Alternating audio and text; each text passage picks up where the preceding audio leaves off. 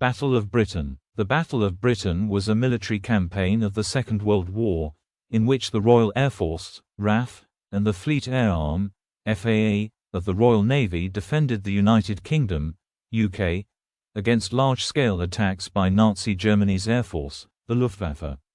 It was the first major military campaign fought entirely by air forces. The British officially recognized the battle's duration as being from the 10th of July until the 31st of October 1940, which overlaps the period of large-scale night attacks known as the Blitz, that lasted from the 7th of September 1940 to the 11th of May 1941. German historians do not follow this subdivision and regard the battle as a single campaign lasting from July 1940 to May 1941, including the Blitz. The primary objective of the German forces was to compel Britain to agree to a negotiated peace settlement. In July 1940, the air and sea blockade began, with the Luftwaffe mainly targeting coastal shipping convoys, as well as ports and shipping centers such as Portsmouth. On the 1st of August, the Luftwaffe was directed to achieve air superiority over the RAF, with the aim of incapacitating RAF Fighter Command. 12 days later, it shifted the attacks to RAF airfields and infrastructure. As the battle progressed, the Luftwaffe also targeted factories involved in aircraft production and strategic infrastructure. Eventually, it employed terror bombing on areas of political significance and on civilians. The Germans had rapidly overwhelmed France and the Low Countries in the Battle of France, leaving Britain to face the threat of invasion by sea. The German High Command recognized the difficulties of a seaborne attack while the Royal Navy controlled the English Channel and the North Sea. On the 16th of July, Hitler ordered the preparation of Operation Sea Lion as a potential amphibious and airborne assault on Britain, to follow once the Luftwaffe had air superiority over the Channel. In September, RAF Bomber Command night raids disrupted the German preparation of converted barges, and the Luftwaffe's failure to overwhelm the RAF forced Hitler to postpone and eventually cancel Operation Sea Lion. The Luftwaffe proved unable to sustain daylight raids, but their continued night bombing operations on Britain became known as the Blitz. Germany's failure to destroy Britain's air defenses and force it out of the war was the first major German defeat in the Second World War. The Battle of Britain takes its name from the speech given by Prime Minister Winston Churchill to the House of Commons on the 18th of June. What General Weygand called the Battle of France is over. I expect that the Battle of Britain is about to begin.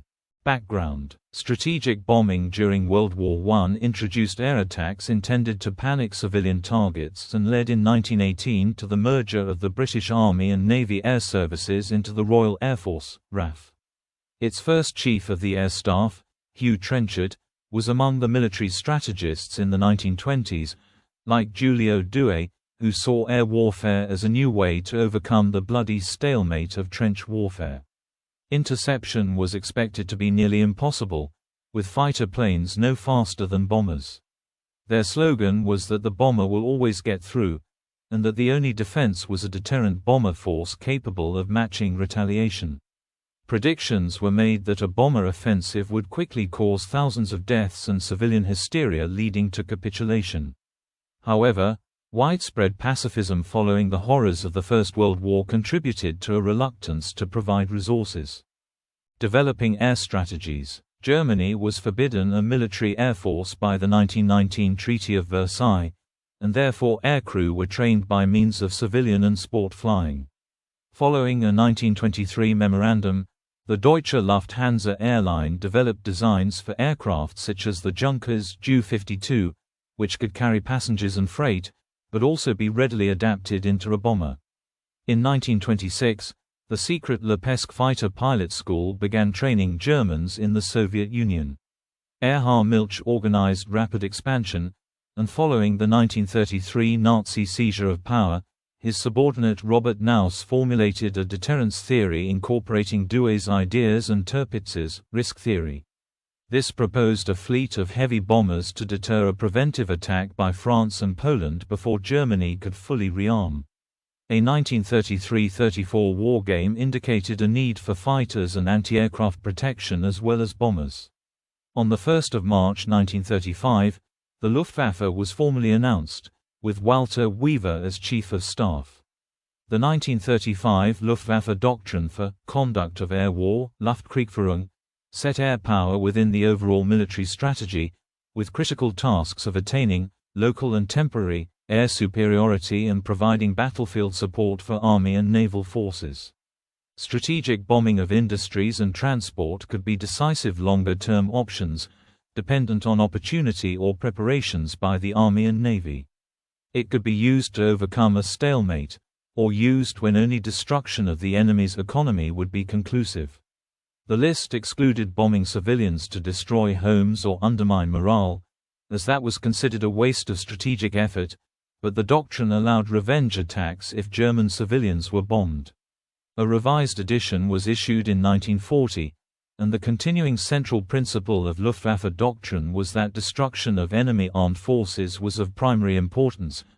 The RAF responded to Luftwaffe developments with its 1934 expansion plan, a rearmament scheme, and in 1936 it was restructured into Bomber Command, Coastal Command, Training Command and Fighter Command. The last was under Hugh Dowding, who opposed the doctrine that bombers were unstoppable. The invention of radar at that time could allow early detection, and prototype monoplane fighters were significantly faster. Priorities were disputed, but in December 1937, the minister in charge of defense coordination, Sir Thomas Inskip, sided with Dowding that the role of our Air Force is not an early knockout blow, but rather was to prevent the Germans from knocking us out, and fighter squadrons were just as necessary as bomber squadrons. The Spanish Civil War, 1936 to 1939, gave the Luftwaffe Condor Legion the opportunity to test air fighting tactics with their new aeroplanes. Wolfram von Richthofen became an exponent of air power, providing ground support to other services. The difficulty of accurately hitting targets prompted Ernst Uday to require that all new bombers had to be dive bombers, and led to the development of the Knickerbein system for nighttime navigation.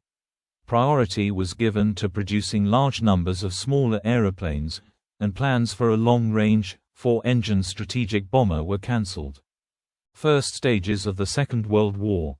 The early stages of the Second World War saw successful German invasions on the continent, aided decisively by the air power of the Luftwaffe, which was able to establish tactical air superiority with great effectiveness.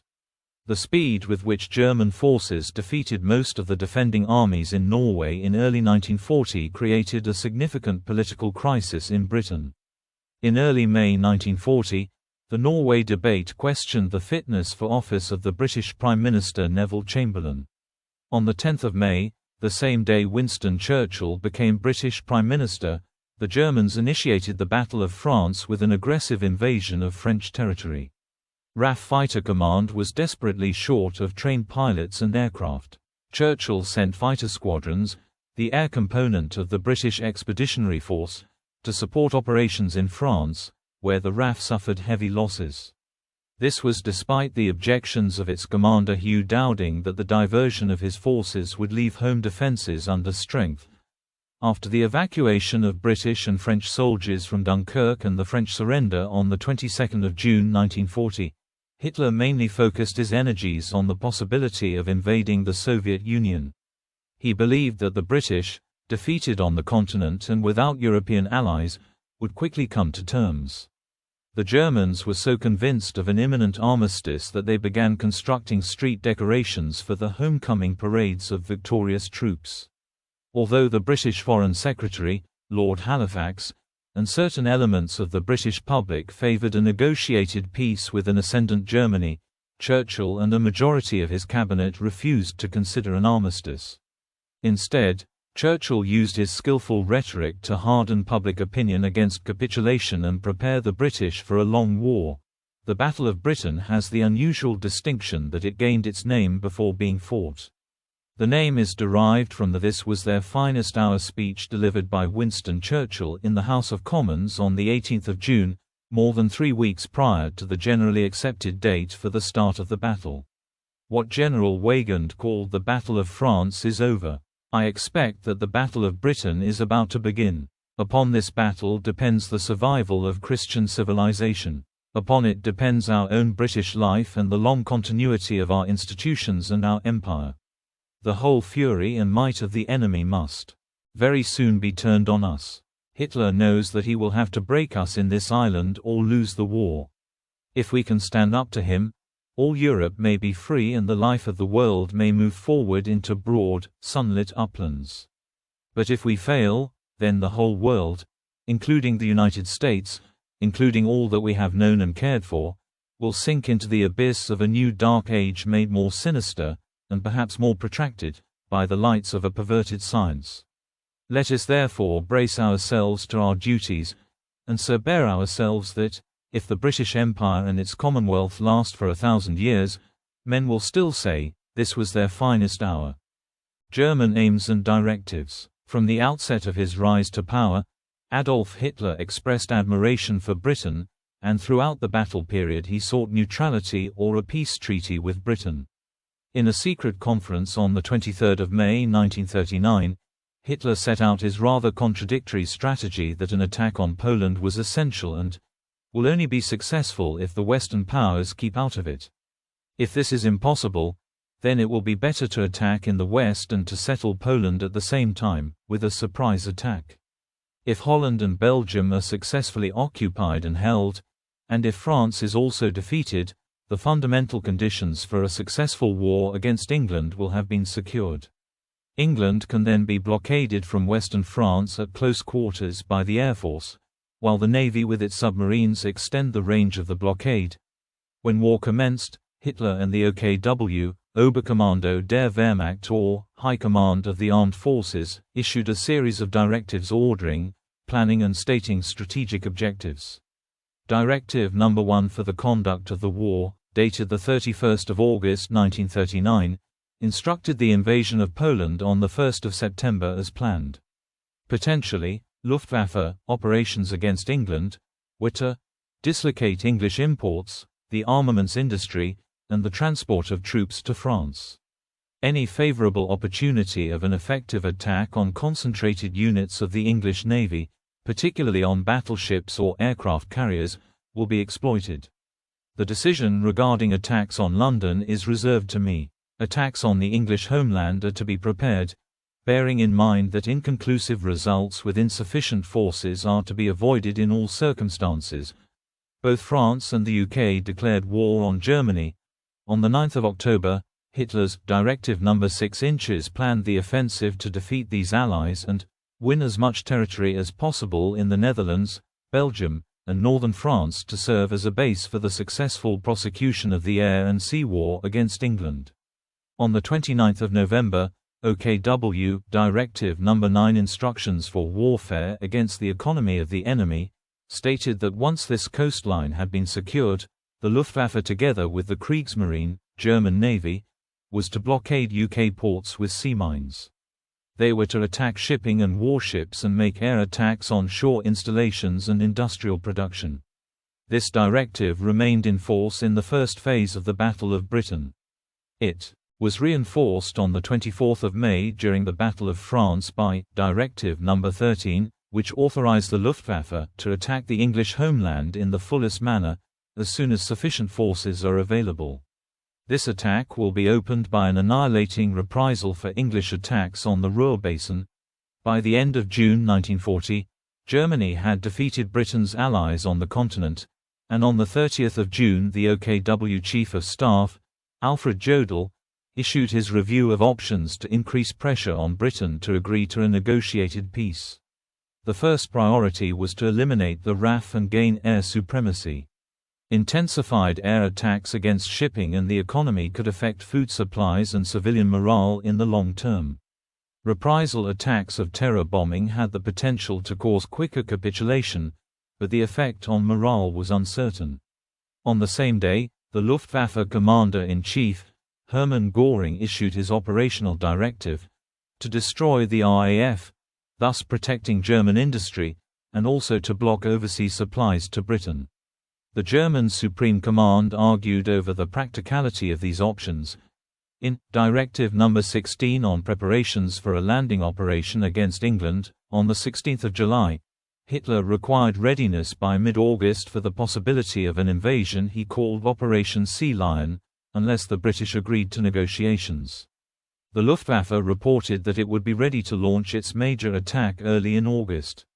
The Kriegsmarine Commander-in-Chief, Grand Admiral Erich Raeder, continued to highlight the impracticality of these plans and said sea invasion could not take place before early 1941.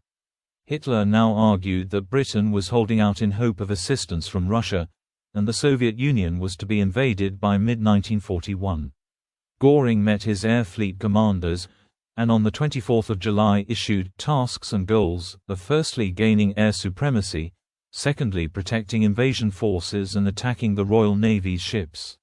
Thirdly, they were to blockade imports, bombing harbors and stores of supplies. Hitler's Directive No. 17 for the conduct of air and sea warfare against England, issued on 1 August, attempted to keep all the options open. The Luftwaffe's Adlertag campaign was to start around 5 August, subject to weather, with the aim of gaining air superiority over southern England as a necessary precondition of invasion, to give credibility to the threat and give Hitler the option of ordering the invasion. The intention was to incapacitate the RAF so much that the UK would feel open to air attack, and would begin peace negotiations. It was also to isolate the UK and damage war production, beginning an effective blockade. Following severe Luftwaffe losses, Hitler agreed at the 14 September OKW conference that the air campaign was to intensify regardless of invasion plans. On 16 September, Göring gave the order for this change in strategy, to the first independent strategic bombing campaign. Negotiated peace or neutrality. Hitler's 1925 book Mein Kampf mostly set out his hatreds. He only admired ordinary German World War I soldiers and Britain, which he saw as an ally against communism. In 1935, Hermann Göring welcomed news that Britain, as a potential ally, was rearming. In 1936 he promised assistance to defend the British Empire, asking only a free hand in Eastern Europe, and repeated this to Lord Halifax in 1937. That year, von Ribbentrop met Churchill with a similar proposal. When rebuffed, he told Churchill that interference with German domination would mean war. To Hitler's great annoyance, all his diplomacy failed to stop Britain from declaring war when he invaded Poland. During the fall of France, he repeatedly discussed peace efforts with his generals. When Churchill came to power, there was still wide support for Halifax, who as Foreign Secretary openly argued for peace negotiations in the tradition of British diplomacy, to secure British independence without war. On 20 May, Halifax secretly requested a Swedish businessman to make contact with Göring to open negotiations. Shortly afterwards, in the May 1940 war cabinet crisis, Halifax argued for negotiations involving the Italians, but this was rejected by Churchill with majority support. An approach made through the Swedish ambassador on the 22nd of June was reported to Hitler, making peace negotiations seem feasible. Throughout July, as the battle started, the Germans made wider attempts to find a diplomatic solution. On the 2nd of July, the day the armed forces were asked to start preliminary planning for an invasion, Hitler got von Ribbentrop to draft a speech offering peace negotiations. On the 19th of July, Hitler made this speech to the German parliament in Berlin, appealing to reason and common sense, and said he could see no reason why this war should go on. His somber conclusion was received in silence, but he did not suggest negotiations, and this was perceived as being effectively an ultimatum by the British government, which rejected the offer. Halifax kept trying to arrange peace until he was sent to Washington in December as ambassador, and in January 1941 Hitler expressed continued interest in negotiating peace with Britain. Blockade and siege. A May 1939 planning exercise by Luftflotte 3 found that the Luftwaffe lacked the means to do much damage to Britain's war economy beyond laying naval mines. Joseph Schmid, in charge of Luftwaffe intelligence, presented a report on the 22nd of November 1939, stating that, of all Germany's possible enemies, Britain is the most dangerous. This proposal for the conduct of air warfare argued for a counter to the British blockade and said key is to paralyze the British trade. Instead of the Wehrmacht attacking the French, the Luftwaffe with naval assistance was to block imports to Britain and attack seaports. Should the enemy resort to terror measures, for example, to attack our towns in western Germany, they could retaliate by bombing industrial centres and London. Parts of this appeared on 29 November in Directive No. 9, as future actions once the coast had been conquered. On 24 May 1940, Directive No. 13 inches authorized attacks on the blockade targets, as well as retaliation for RAF bombing of industrial targets in the Ruhr. After the defeat of France, the OKW felt they had won the war, and some more pressure would persuade Britain to give in. On 30 June, the OKW Chief of Staff Alfred Jodl issued his paper setting out options. The first was to increase attacks on shipping, economic targets and the RAF. Air attacks and food shortages were expected to break morale and lead to capitulation. Destruction of the RAF was the first priority, and invasion would be a last resort. Göring's operational directive issued the same day ordered the destruction of the RAF to clear the way for attacks cutting off seaborne supplies to Britain. It made no mention of invasion. Invasion plans. In November 1939, the OKW reviewed the potential for an air and seaborne invasion of Britain. The Kriegsmarine was faced with the threat the Royal Navy's larger home fleet posed to a crossing of the English Channel, and together with the German Army viewed control of airspace as a necessary precondition. The German Navy thought air superiority alone was insufficient. The German naval staff had already produced a study, in 1939, on the possibility of an invasion of Britain and concluded that it also required naval superiority. The Luftwaffe said invasion could only be the final act in an already victorious war. Hitler first discussed the idea of an invasion at a 21 May 1940 meeting with Grand Admiral Erich Raeder, who stressed the difficulties and his own preference for a blockade. OKW Chief of Staff Jodl's 30 June report described invasion as a last resort once the British economy had been damaged and the Luftwaffe had full air superiority.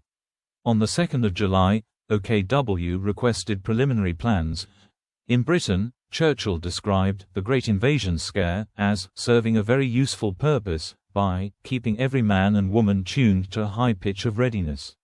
Historian Len Dayton stated that on 10 July Churchill advised the War Cabinet that invasion could be ignored, as it would be a most hazardous and suicidal operation. On the 11th of July, Hitler agreed with Raeder that invasion would be a last resort, and the Luftwaffe advised that gaining air superiority would take 14 to 28 days. Hitler met his army chiefs, von Brauchitsch and Halder, at the Berchtesgaden on 13 July, where they presented detailed plans on the assumption that the Navy would provide safe transport. Von Brauchitsch and Halder were surprised that Hitler took no interest in the invasion plans, unlike his usual attitude toward military operations, but on 16 July he issued Directive No. 16, ordering preparations for Operation Sea Lion. The Navy insisted on a narrow beachhead and an extended period for landing troops. The Army rejected these plans. The Luftwaffe could begin an air attack in August. Hitler held a meeting of his Army and Navy chiefs on 31 July. The Navy said the 22nd of September was the earliest possible date and proposed postponement until the following year, but Hitler preferred September. He then told von Brauchitsch and Halder that he would decide on the landing operation 8 to 14 days after the air attack began. On 1 August, he issued Directive No. 17 for intensified air and sea warfare, to begin with Adlertag on or after 5 August, subject to weather, keeping options open for negotiated peace or blockade and siege. Independent air attack. Under the continuing influence of the 1935 Conduct of the Air War doctrine, the main focus of the Luftwaffe command, including Göring, was in concentrating attacks to destroy enemy armed forces on the battlefield, and Blitzkrieg, close air support of the army, succeeded brilliantly. They reserved strategic bombing for a stalemate situation or revenge attacks, but doubted if this could be decisive on its own and regarded bombing civilians to destroy homes or undermine morale as a waste of strategic effort. The defeat of France in June 1940 introduced the prospect for the first time of independent air action against Britain. A July Fliegerkorps I paper asserted that Germany was by definition an air power. Its chief weapon against England is the Air Force, then the Navy, followed by the landing forces and the Army. In 1940, the Luftwaffe would undertake a strategic offensive on its own and independent of the other services, according to an April 1944 German account of their military mission. Göring was convinced that strategic bombing could win objectives that were beyond the Army and Navy, and gain political advantages in the Third Reich for the Luftwaffe and himself. He expected air warfare to decisively force Britain to negotiate, as all in the OKW hoped, and the Luftwaffe took little interest in planning to support an invasion. Opposing forces. The Luftwaffe faced a more capable opponent than any it had previously met, a sizable, highly coordinated, well-supplied, modern air force. Fighters. The Luftwaffe's Messerschmitt Bf-109E and Bf-110C fought against the RAF's workhorse Hurricane Mki and the less numerous Spitfire Mki. Hurricanes outnumbered Spitfires in RAF fighter command by about 2-to-1 when war broke out. The Bf-109E had a better climb rate and was up to 40 miles per hour faster in level flight than the Rotol, constant speed propeller, equipped Hurricane Mki, depending on altitude. The speed and climb disparity with the original non-Rotol Hurricane was even greater. By mid-1940, all RAF Spitfire and Hurricane fighter squadrons converted to 100-octane aviation fuel, which allowed their Merlin engines to generate significantly more power and an approximately 30 miles per hour increase in speed at low altitudes through the use of an emergency boost override. In September 1940, the more powerful Mki Series 1 Hurricanes started entering service in small numbers.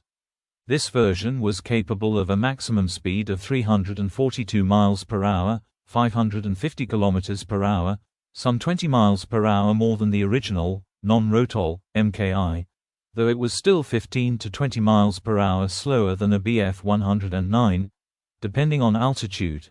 The performance of the Spitfire over Dunkirk came as a surprise to the Jagdwaffe, although the German pilots retained a strong belief that the 109 was the superior fighter.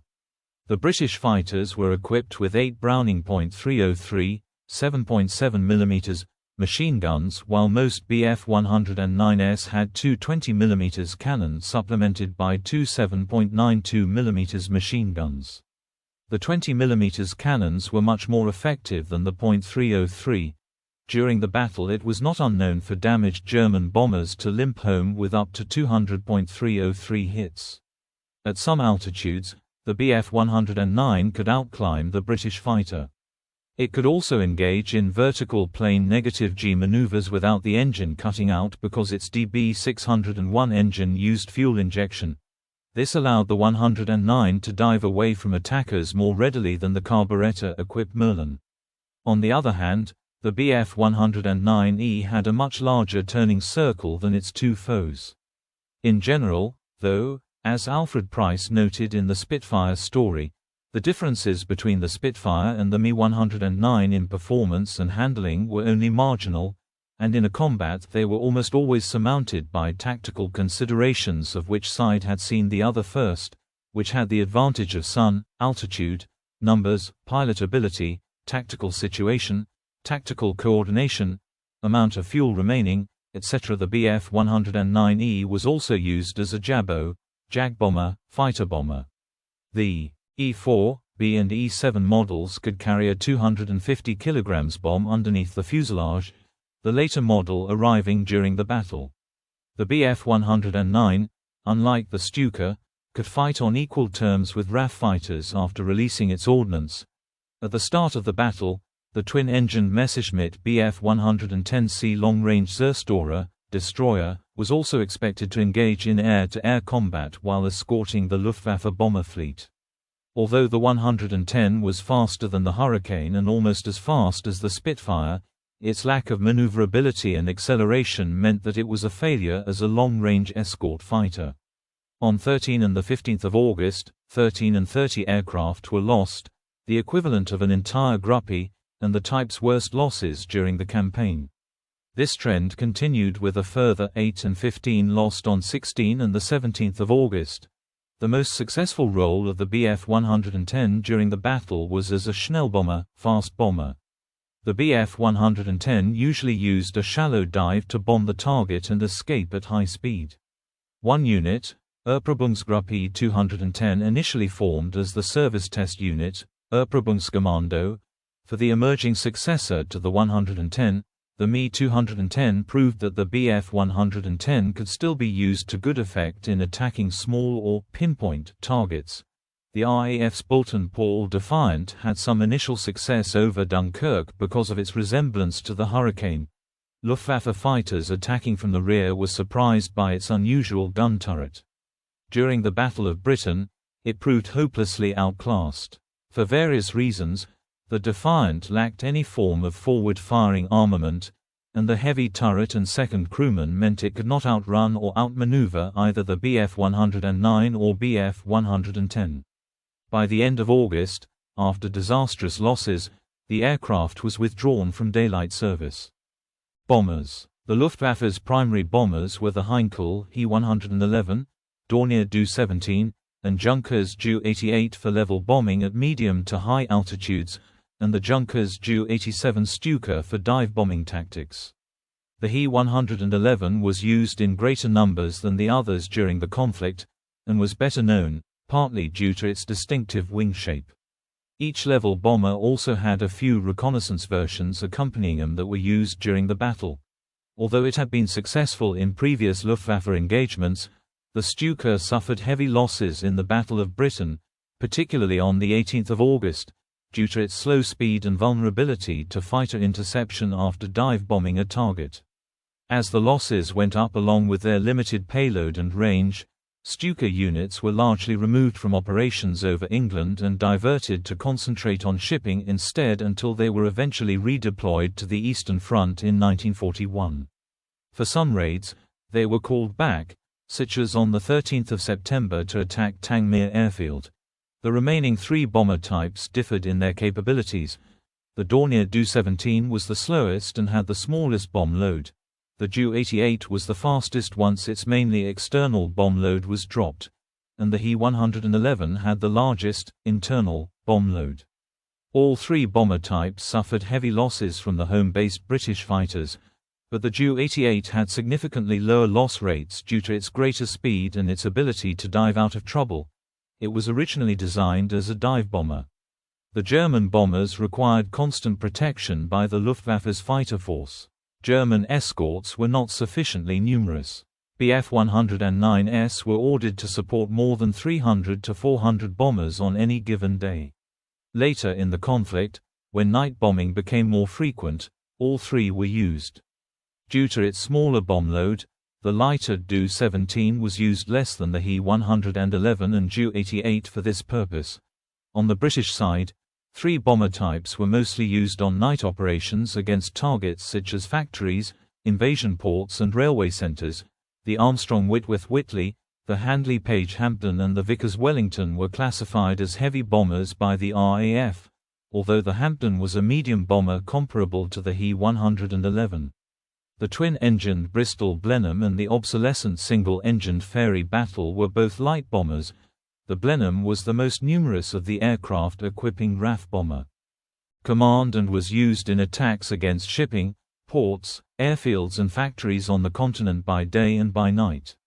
The Fairey battle squadrons, which had suffered heavy losses in daylight attacks during the Battle of France, were brought up to strength with reserve aircraft and continued to operate at night in attacks against the invasion ports, until the battle was withdrawn from UK frontline service in October 1940.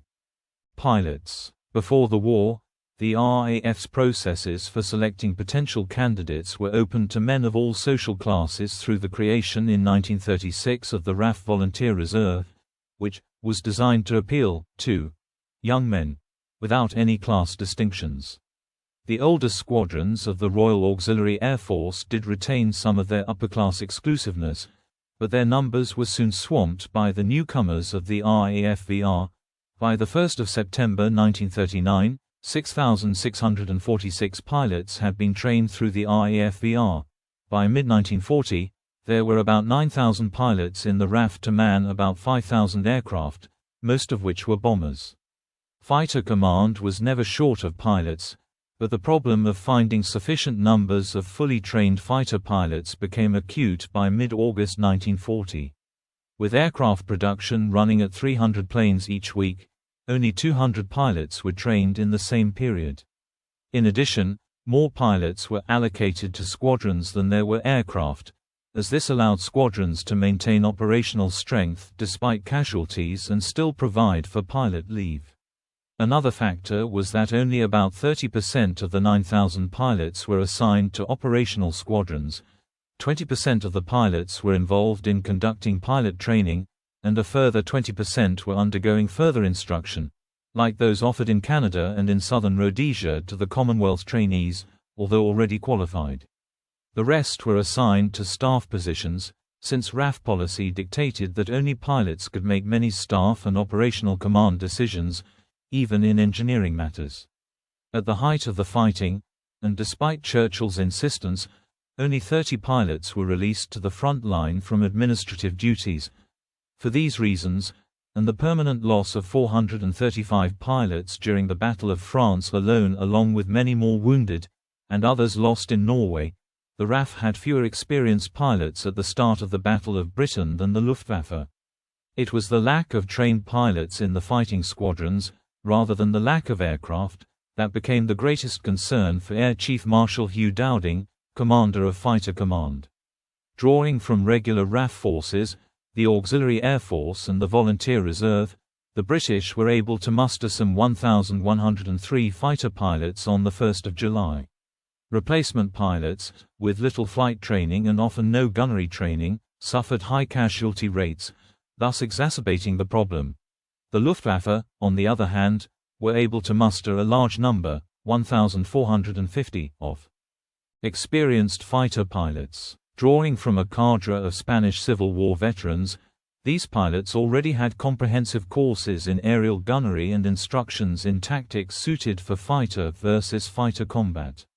Training manuals discouraged heroism, stressing the importance of attacking only when the odds were in the pilot's favor. Despite the high levels of experience, German fighter formations did not provide a sufficient reserve of pilots to allow for losses and leave, and the Luftwaffe was unable to produce enough pilots to prevent a decline in operational strength as the battle progressed. International participation. Allies. About 20% of pilots who took part in the battle were from non-British countries. The Royal Air Force Roll of Honour for the Battle of Britain recognises 595 non-British pilots, out of 2,936, as flying at least one authorised operational sortie with an eligible unit of the RAF or Fleet Air Arm between the 10th of July and the 31st of October 1940. These included 145 Poles, 127 New Zealanders, 112 Canadians, 88 Czechoslovaks, 10 Irish, 32 Australians, 28 Belgians, 25 South Africans, 13 French, 9 Americans, 3 Southern Rhodesians and individuals from Jamaica, Barbados and Newfoundland. Altogether in the fighter battles, the bombing raids, and the various patrols flown between the 10th of July and the 31st of October 1940 by the Royal Air Force, 1,495 aircrew were killed, of whom 449 were fighter pilots, 718 aircrew from Bomber Command, and 280 from Coastal Command. Among those killed were 47 airmen from Canada, 24 from Australia, 17 from South Africa, 30 from Poland, 20 from Czechoslovakia and 6 from Belgium. 47 New Zealanders lost their lives, including 15 fighter pilots, 24 bomber and 8 coastal aircrew. The names of these Allied and Commonwealth airmen are inscribed in a memorial book that rests in the Battle of Britain Chapel in Westminster Abbey. In the chapel is a stained glass window which contains the badges of the fighter squadrons which operated during the battle and the flags of the nations to which the pilots and aircrew belonged. These pilots, some of whom had to flee their home countries because of German invasions, fought with distinction. The number 303 Polish Fighter Squadron was the highest-scoring fighter squadron of the Battle of Britain, even though it joined the fray 2 months after the battle had begun. Had it not been for the magnificent material contributed by the Polish squadrons and their unsurpassed gallantry, wrote Air Chief Marshal Hugh Dowding, head of RAF Fighter Command, I hesitate to say that the outcome of the battle would have been the same. Axis. At the urging of Italian dictator Benito Mussolini, an element of the Italian Royal Air Force, Regia Aeronautica, called the Italian Air Corps, Corpo Aereo Italiano or CAI, took part in the later stages of the Battle of Britain. It first saw action on 24 October 1940 when a force of Fiat Bridge 20 medium bombers attacked the port at Harwich. The CAI achieved limited success during this and subsequent raids. The unit was redeployed in January 1941, having claimed to have shot down at least 9 British aircraft. This was inaccurate and their actual successes were much lower. Luftwaffe strategy. The indecision of OKL over what to do was reflected in shifts in Luftwaffe strategy. The doctrine of concentrated close air support of the army at the battlefront succeeded against Poland, Denmark and Norway, the Low Countries and France, but incurred significant losses. The Luftwaffe had to build or repair bases in the conquered territories, and rebuild their strength. In June 1940 they began regular armed reconnaissance flights and sporadic Sturmangriff, nuisance raids of one or a few bombers by day and night. These gave crews practice in navigation and avoiding air defenses and set off air raid alarms which disturbed civilian morale. Similar nuisance raids continued throughout the battle, into late 1940. Scattered naval mine-laying sorties began at the outset and increased gradually over the battle period. Göring's operational directive of 30 June ordered the destruction of the RAF, including the aircraft industry, to end RAF bombing raids on Germany and facilitating attacks on ports and storage in the Luftwaffe blockade of Britain. Attacks on Channel shipping in the Kanalkampf began on 4 July, and were formalized on 11 July in an order by Hans Jeschanik which added the arms industry as a target. On 16 July, Directive No. 16 ordered preparations for Operation Sea Lion, and on the next day, the Luftwaffe was ordered to stand by in full readiness. Göring met his air fleet commanders and on 24 July issued orders for gaining air supremacy, protecting the Army and Navy if the invasion went ahead and attacking Royal Navy ships and continuing the blockade. Once the RAF had been defeated, Luftwaffe bombers were to move forward beyond London without the need for fighter escort, destroying military and economic targets. At a meeting on 1 August the command reviewed plans produced by each Fliegerkorps with differing proposals for targets including whether to bomb airfields but failed to decide a priority. Intelligence reports gave Göring the impression that the RAF was almost defeated. Raids would attract British fighters for the Luftwaffe to shoot down. On 6 August he finalized plans for Adlertag, Eagle Day, with Kesselring, Speller and Stumpf. The destruction of RAF Fighter Command in the south of England was to take 4 days, with lightly escorted small bomber raids leaving the main fighter force free to attack RAF fighters. Bombing of military and economic targets was then to systematically extend up to the Midlands until daylight attacks could proceed unhindered over the whole of Britain. Bombing of London was to be held back while these nighttime destroyer attacks proceeded over other urban areas. Then, in the culmination of the campaign, a major attack on the capital was intended to cause a crisis, with refugees fleeing London just as Operation Sea Lion was to begin. With hopes fading for the possibility of invasion, on 4 September Hitler authorized a main focus on day and night attacks on tactical targets, with London as the main target, which became known as the Blitz.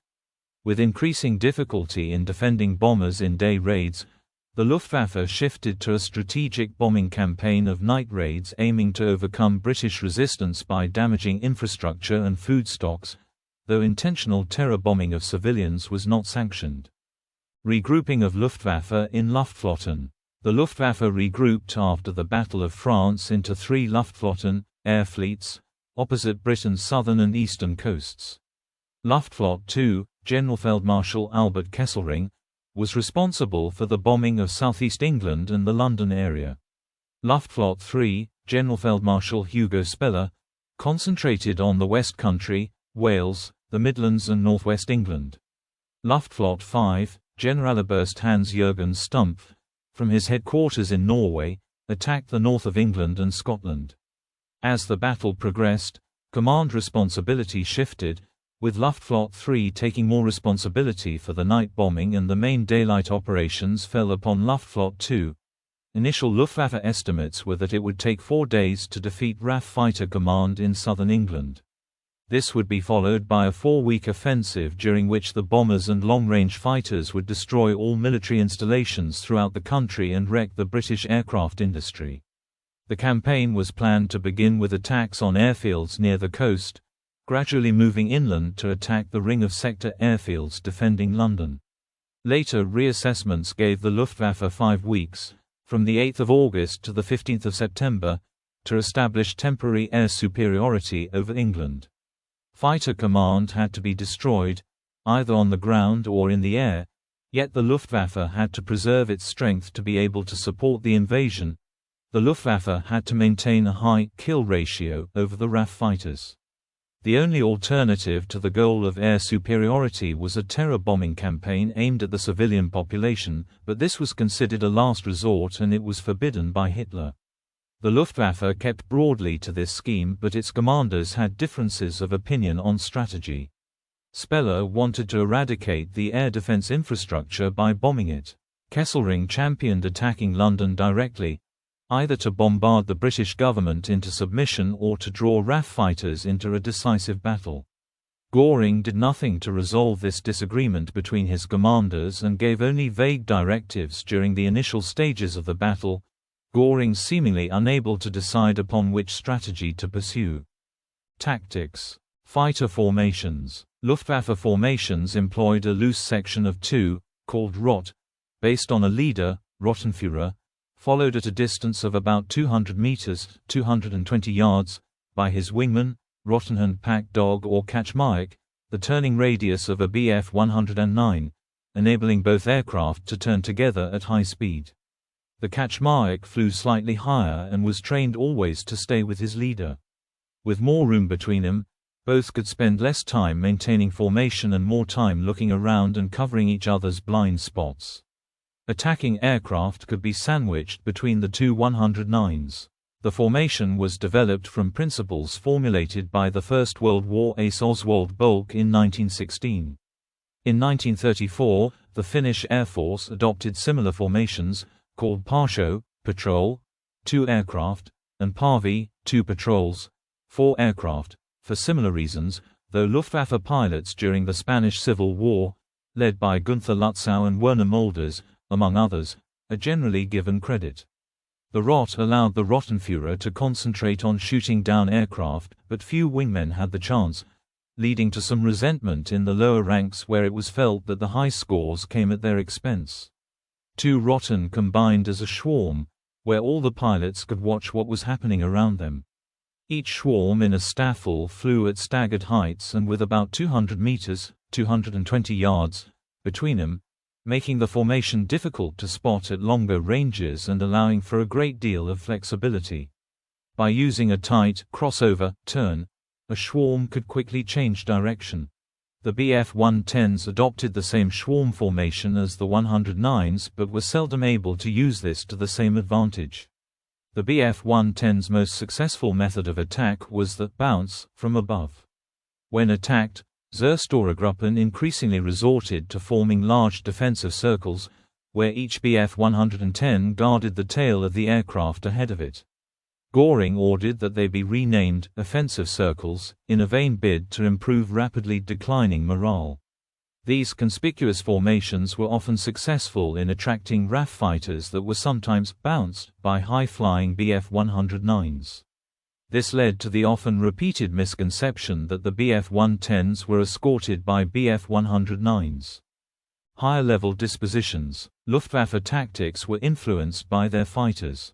The Bf 110 proved too vulnerable against the nimble single-engined RAF fighters, and the bulk of fighter escort duties devolved to the Bf 109. Fighter tactics were then complicated by bomber crews who demanded closer protection. After the hard-fought battles of 15 and 18 August, Göring met his unit leaders. The need for the fighters to meet up on time with the bombers was stressed.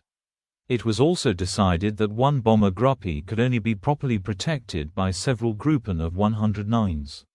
Göring stipulated that as many fighters as possible were to be left free for free Jagd, free hunts. A free roving fighter sweep preceded a raid to try to sweep defenders out of the raid's path. The Ju-87 units, which had suffered heavy casualties, were only to be used under favorable circumstances. In early September, due to increasing complaints from the bomber crews about RAF fighters seemingly able to get through the escort screen, Göring ordered an increase in close escort duties. This decision shackled many of the Bf 109s to the bombers, and although they were more successful at protecting the bombers, casualties amongst the fighters mounted primarily because they were forced to fly and maneuver at reduced speeds. The Luftwaffe varied its tactics to break fighter command. It launched many free Jagd to draw up RAF fighters. RAF fighter controllers were often able to detect these and position squadrons to avoid them, keeping to Dowding's plan to preserve fighter strength for the bomber formations. The Luftwaffe also tried using small formations of bombers as bait, covering them with large numbers of escorts. This was more successful, but escort duty kept the fighters tied to the slower bombers, making them more vulnerable. By September, standard tactics for raids had become an amalgam of techniques. A free Jagd would precede the main attack formations. The bombers would fly in at altitudes between 5,000 and 6,000 meters, 16,000 and 20,000 feet, closely escorted by fighters. Escorts were divided into two parts, usually Gruppen, some operating close to the bombers and others a few hundred yards away and a little above. If the formation was attacked from the starboard section engaged the attackers, the top section moving to starboard and the port section to the top position. If the attack came from the port side, the system was reversed. British fighters coming from the rear were engaged by the rear section and the two outside sections similarly moving to the rear. If the threat came from above, the top section went into action while the side sections gained height to be able to follow RAF fighters down as they broke away. If attacked, all sections flew in defensive circles. These tactics were skillfully evolved and carried out and were difficult to counter. Adolf Galland noted, "We had the impression that, whatever we did, we were bound to be wrong." Fighter protection for bombers created many problems which had to be solved in action. Bomber pilots preferred close screening in which their formation was surrounded by pairs of fighters pursuing a zigzag course. Obviously, the visible presence of the protective fighters gave the bomber pilots a greater sense of security. However, this was a faulty conclusion, because a fighter can only carry out this purely defensive task by taking the initiative in the offensive. He must never wait until attacked because he then loses the chance of acting. We fighter pilots certainly preferred the free chase during the approach and over the target area. This gives the greatest relief and the best protection for the bomber force. The biggest disadvantage faced by Bf 109 pilots was that without the benefit of long-range drop tanks, which were introduced in limited numbers in the late stages of the battle, usually of 300 L, 66 imp gal, 79 US gal, capacity, the 109s had an endurance of just over an hour and, for the 109E, a 600 km, 370 miles, range. Once over Britain, a 109 pilot had to keep an eye on a red, low-fuel, light on the instrument panel. Once this was illuminated, he was forced to turn back and head for France. With the prospect of 2 long flights over water and knowing their range was substantially reduced when escorting bombers or during combat, the Jagdflieger coined the term Kanalkrankheit or channel sickness. Intelligence. The Luftwaffe was ill-served by its lack of military intelligence about the British defences. The German intelligence services were fractured and plagued by rivalry. Their performance was amateurish. By 1940, there were few German agents operating in Great Britain, and a handful of bungled attempts to insert spies into the country were foiled. As a result of intercepted radio transmissions, the Germans began to realize that the RAF fighters were being controlled from ground facilities. In July and August 1939, for example, the airship Graf Zeppelin, which was packed with equipment for listening in on RAF radio and RDF transmissions, flew around the coasts of Britain. Although the Luftwaffe correctly interpreted these new ground control procedures, they were incorrectly assessed as being rigid and ineffectual. A British radar system was well known to the Luftwaffe from intelligence gathered before the war, but the highly developed Dowding system linked with fighter control had been a well-kept secret.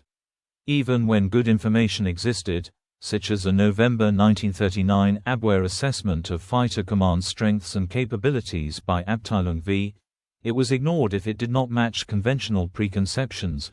On 16 July 1940, Abteilung V, commanded by Oberstleutnant Beppo Schmid, produced a report on the RAF and on Britain's defensive capabilities, which was adopted by the frontline commanders as a basis for their operational plans. One of the most conspicuous failures of the report was the lack of information on the RAF's RDF network and control systems capabilities. It was assumed that the system was rigid and inflexible, with the RAF fighters being tied to their home bases. An optimistic, and, as it turned out, erroneous, conclusion reached was laughing face. Supply situation. At present, the British aircraft industry produces about 180 to 300 first-line fighters and 140 first-line bombers a month. In view of the present conditions relating to production, the appearance of raw material difficulties, the disruption or breakdown of production at factories owing to air attacks, the increased vulnerability to air attack owing to the fundamental reorganization of the aircraft industry now in progress, it is believed that for the time being output will decrease rather than increase. In the event of an intensification of air warfare, it is expected that the present strength of the RAF will fall, and this decline will be aggravated by the continued decrease in production. Because of this statement, reinforced by another more detailed report, issued on the 10th of August, there was a mindset in the ranks of the Luftwaffe that the RAF would run out of frontline fighters. The Luftwaffe believed it was weakening fighter command at 3 times the actual attrition rate. Many times, the leadership believed fighter command's strength had collapsed, only to discover that the RAF were able to send up defensive formations at will. Throughout the battle, the Luftwaffe had to use numerous reconnaissance sorties to make up for the poor intelligence. Reconnaissance aircraft, initially mostly Dornier Do-17s, but increasingly Bf-110s, proved easy prey for British fighters, as it was seldom possible for them to be escorted by Bf-109s. Thus, the Luftwaffe operated blind for much of the battle, unsure of its enemy's true strengths, capabilities, and deployments. Many of the fighter command airfields were never attacked, while raids against supposed fighter airfields fell instead on bomber or coastal defense stations. The results of bombing and air fighting were consistently exaggerated, due to inaccurate claims, over-enthusiastic reports, and the difficulty of confirmation over enemy territory. In the euphoric atmosphere of perceived victory, the Luftwaffe leadership became increasingly disconnected from reality. This lack of leadership and solid intelligence meant the Germans did not adopt a consistent strategy, even when the RAF had its back to the wall. Moreover, there was never a systematic focus on one type of target, such as airbases, radar stations, or aircraft factories. Consequently, the already haphazard effort was further diluted. Navigational aids. While the British were using radar for air defense more effectively than the Germans realized, the Luftwaffe attempted to press its own offensive with advanced radio navigation systems of which the British were initially not aware. One of these was Knickebein, bent leg. This system was used at night and for raids where precision was required. It was rarely used during the Battle of Britain. Air-sea rescue. The Luftwaffe was much better prepared for the task of air-sea rescue than the RAF, specifically tasking the Seenichtdienst unit, equipped with about 30 Heinkel He-59 float planes, with picking up downed aircrew from the North Sea, English Channel and the Dover Straits. In addition, Luftwaffe aircraft were equipped with life rafts and the aircrew were provided with sachets of a chemical called fluorescein which, on reacting with water, created a large, easy-to-see, bright green patch. In accordance with the Geneva Convention, the He-59s were unarmed and painted white with civilian registration markings and red crosses. Nevertheless, RAF aircraft attacked these aircraft, as some were escorted by Bf-109s. After single He-59s were forced to land on the sea by RAF fighters, on 1 and 9 July respectively, a controversial order was issued to the RAF on 13 July. This stated that from 20 July, Seenichtdienst aircraft were to be shot down. One of the reasons given by Churchill was, "We did not recognize this means of rescuing enemy pilots so they could come and bomb our civil population again."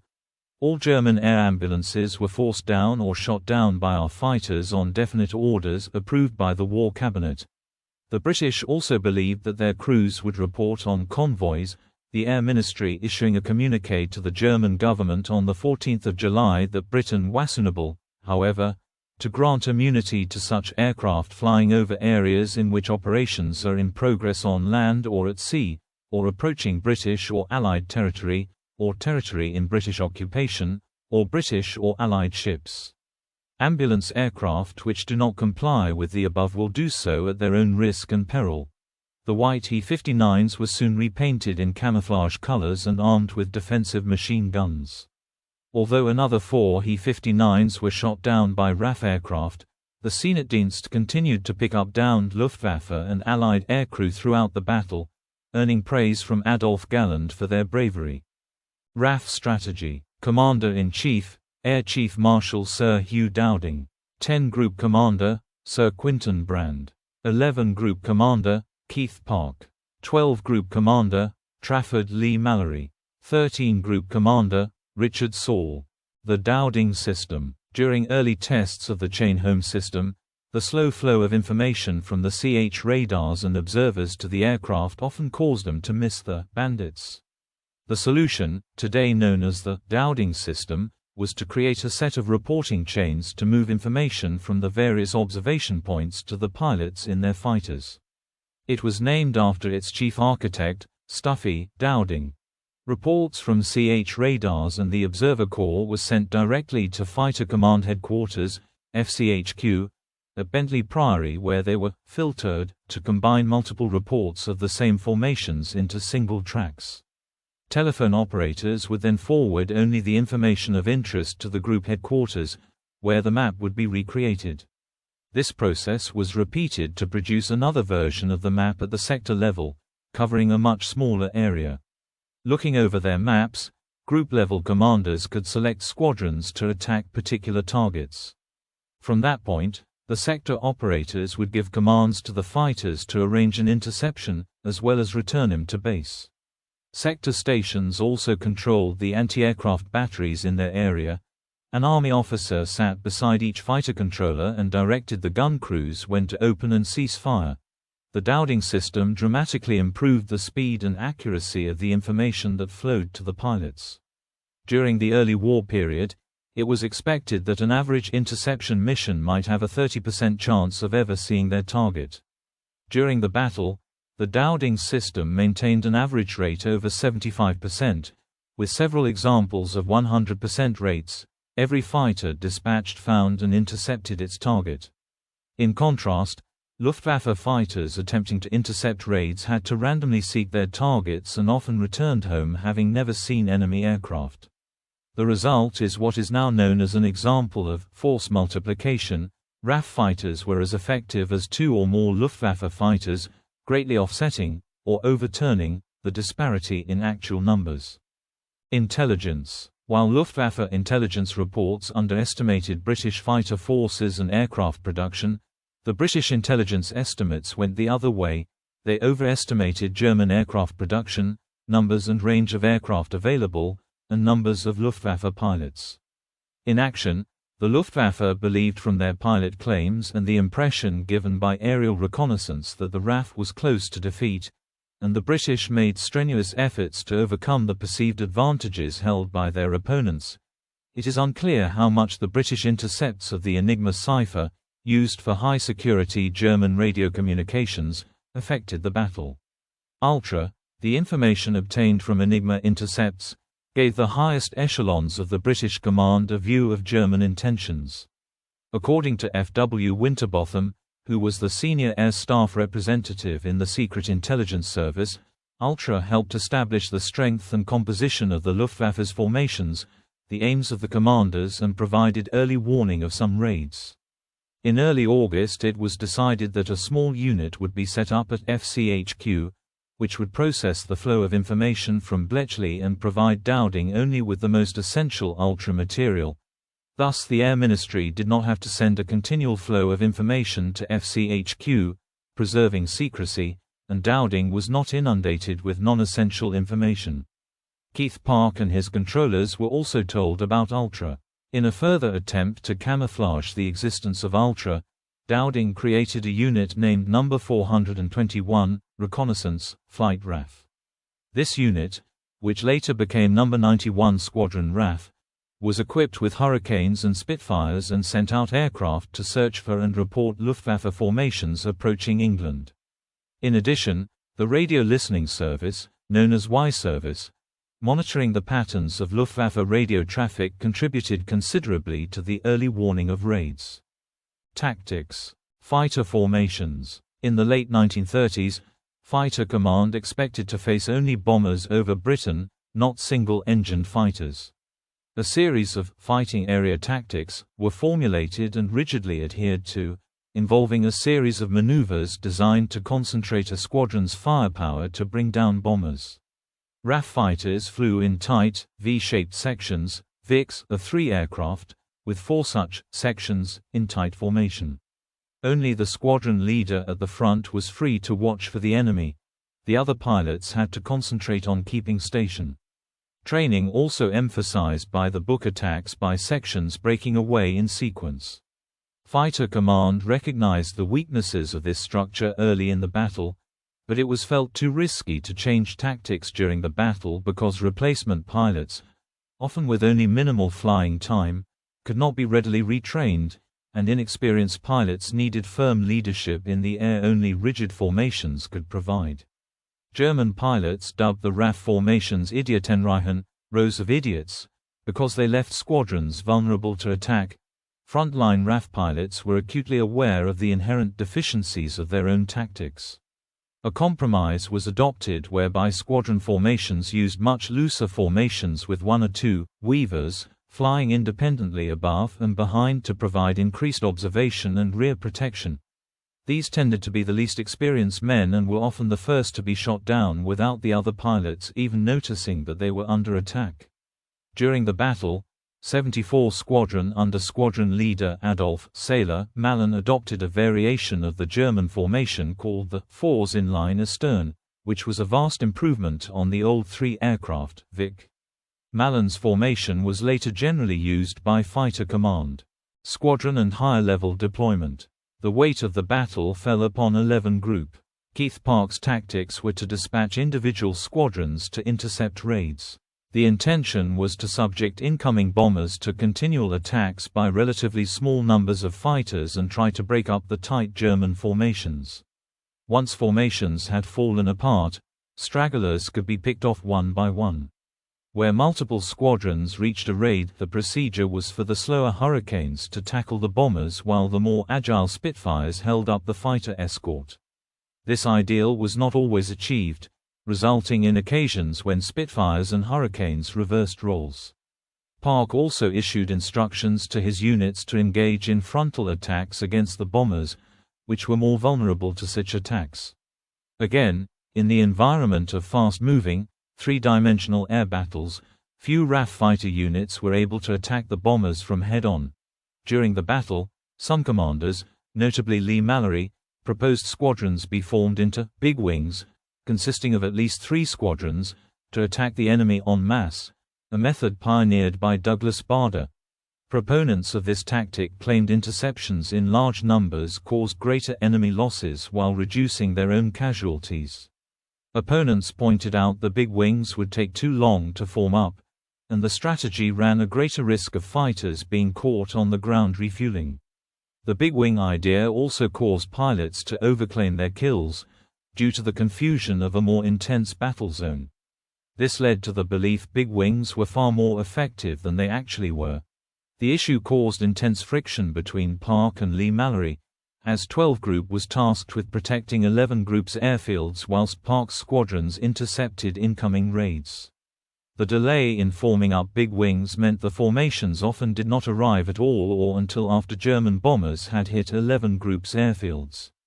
Dowding, to highlight the problem of the big wing's performance, submitted a report compiled by Park to the Air Ministry on 15 November.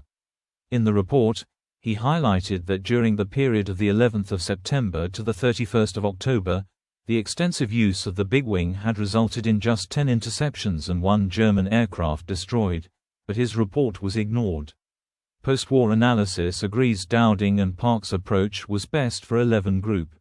Dowding's removal from his post in November 1940 has been blamed on this struggle between Park and Lee-Mallory's daylight strategy.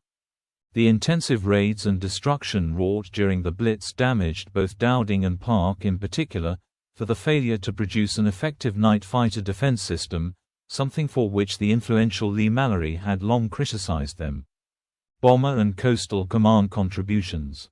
Bomber Command and Coastal Command aircraft flew offensive sorties against targets in Germany and France during the battle. An hour after the declaration of war, Bomber Command launched raids on warships and naval ports by day, and in night raids dropped leaflets as it was considered illegal to bomb targets which could affect civilians. After the initial disasters of the war, with Vickers Wellington bombers shot down in large numbers attacking Wilhelmshaven and the slaughter of the ferry battle squadrons sent to France, it became clear that they would have to operate mainly at night to avoid incurring very high losses. Churchill came to power on 10 May 1940, and the War Cabinet on 12 May agreed that German actions justified unrestricted warfare, and on 14 May they authorized an attack on the night of 14th or 15th of May against oil and rail targets in Germany. At the urging of Clement Attlee, the Cabinet on 15 May authorized a full bombing strategy against suitable military objectives, even where there could be civilian casualties. That evening, a nighttime bomber campaign began against the German oil industry, communications, and forests, crops, mainly in the Ruhr area. The RAF lacked accurate night navigation and carried small bomb loads. As the threat mounted, Bomber Command changed targeting priority on 3 June 1940 to attack the German aircraft industry.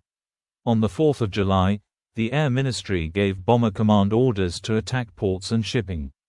By September, the build-up of invasion barges in the Channel ports had become a top priority target. On 7 September, the government issued a warning that the invasion could be expected within the next few days and, that night, Bomber Command attacked the Channel ports and supply dumps. On 13 September, they carried out another large raid on the Channel ports, sinking 80 large barges in the port of Ostend. 84 barges were sunk in Dunkirk after another raid on 17 September, and by 19 September, almost 200 barges had been sunk. The loss of these barges may have contributed to Hitler's decision to postpone Operation Sea Lion indefinitely. The success of these raids was in part because the Germans had few Freya radar stations set up in France, so that air defenses of the French harbors were not nearly as good as the air defenses over Germany. Bomber Command had directed some 60% of its strength against the Channel ports. The Bristol Blenheim units also raided German-occupied airfields throughout July to December 1940, both during daylight hours and at night. Although most of these raids were unproductive, there were some successes. On 1 August, 5 out of 12 Blenheims sent to attack Hampstead and Evier, Brussels, were able to destroy or heavily damage 3 Bf-109s of 2 JG-27 and apparently kill a Staffelkapitan identified as a Hauptmann Albrecht von Anchem Frank. 2 other 109s were claimed by Blenheim gunners. Another successful raid on Harmstead was made by a single Blenheim on 7 August, which destroyed 109 of 4 JG-54, heavily damaged another and caused lighter damage to 4 more. There were some missions that produced an almost 100% casualty rate amongst the Blenheims. One such operation was mounted on 13 August 1940 against a Luftwaffe airfield near Aalborg in northeastern Denmark by 12 aircraft of 82 Squadron. One Blenheim returned early. The pilot was later charged and due to appear before a court-martial, but was killed on another operation. The other 11, which reached Denmark, were shot down, 5 by Flak and 6 by Bf 109s. Of the 33 crewmen who took part in the attack, 20 were killed and 13 captured. As well as the bombing operations, Blenheim-equipped units had been formed to carry out long-range strategic reconnaissance missions over Germany and German-occupied territories. In this role, the Blenheims again proved to be too slow and vulnerable against Luftwaffe fighters, and they took constant casualties. Coastal Command directed its attention towards the protection of British shipping and the destruction of enemy shipping. As invasion became more likely, it participated in the strikes on French harbors and airfields, laying mines, and mounting numerous reconnaissance missions over the enemy-held coast. In all, some 9,180 sorties were flown by bombers from July to October 1940. Although this was much less than the 80,000 sorties flown by fighters, bomber crews suffered about half the total casualties borne by their fighter colleagues. The bomber contribution was, therefore, much more dangerous on a loss-per-sortie comparison. Bomber, reconnaissance, and anti-submarine patrol operations continued throughout these months with little respite and none of the publicity accorded to Fighter Command. In his famous 20 August speech about the few, praising Fighter Command, Churchill also made a point of mentioning Bomber Command's contribution, adding that bombers were even then striking back at Germany. This part of the speech is often overlooked. Even today, the Battle of Britain Chapel in Westminster Abbey lists in a Roll of Honour 718 Bomber Command crew members, and 280 from Coastal Command who were killed between 10 July and 31 October. Bomber and Coastal Command attacks against invasion barge concentrations in Channel ports were widely reported by the British media during September and October 1940. In what became known as the Battle of the Barges, RAF attacks were claimed in British propaganda to have sunk large numbers of barges, and to have created widespread chaos and disruption to German invasion preparations. Given the volume of British propaganda interest in these bomber attacks during September and earlier October, it is striking how quickly this was overlooked once the Battle of Britain had been concluded. Even by mid-war, the bomber pilots' efforts have been largely eclipsed by a continuing focus on the few, this a result of the Air Ministry's continuing valorization of the fighter boys, beginning with the March 1941 Battle of Britain propaganda pamphlet. Air-Sea Rescue. One of the biggest oversights of the entire system was the lack of adequate air-sea rescue organization.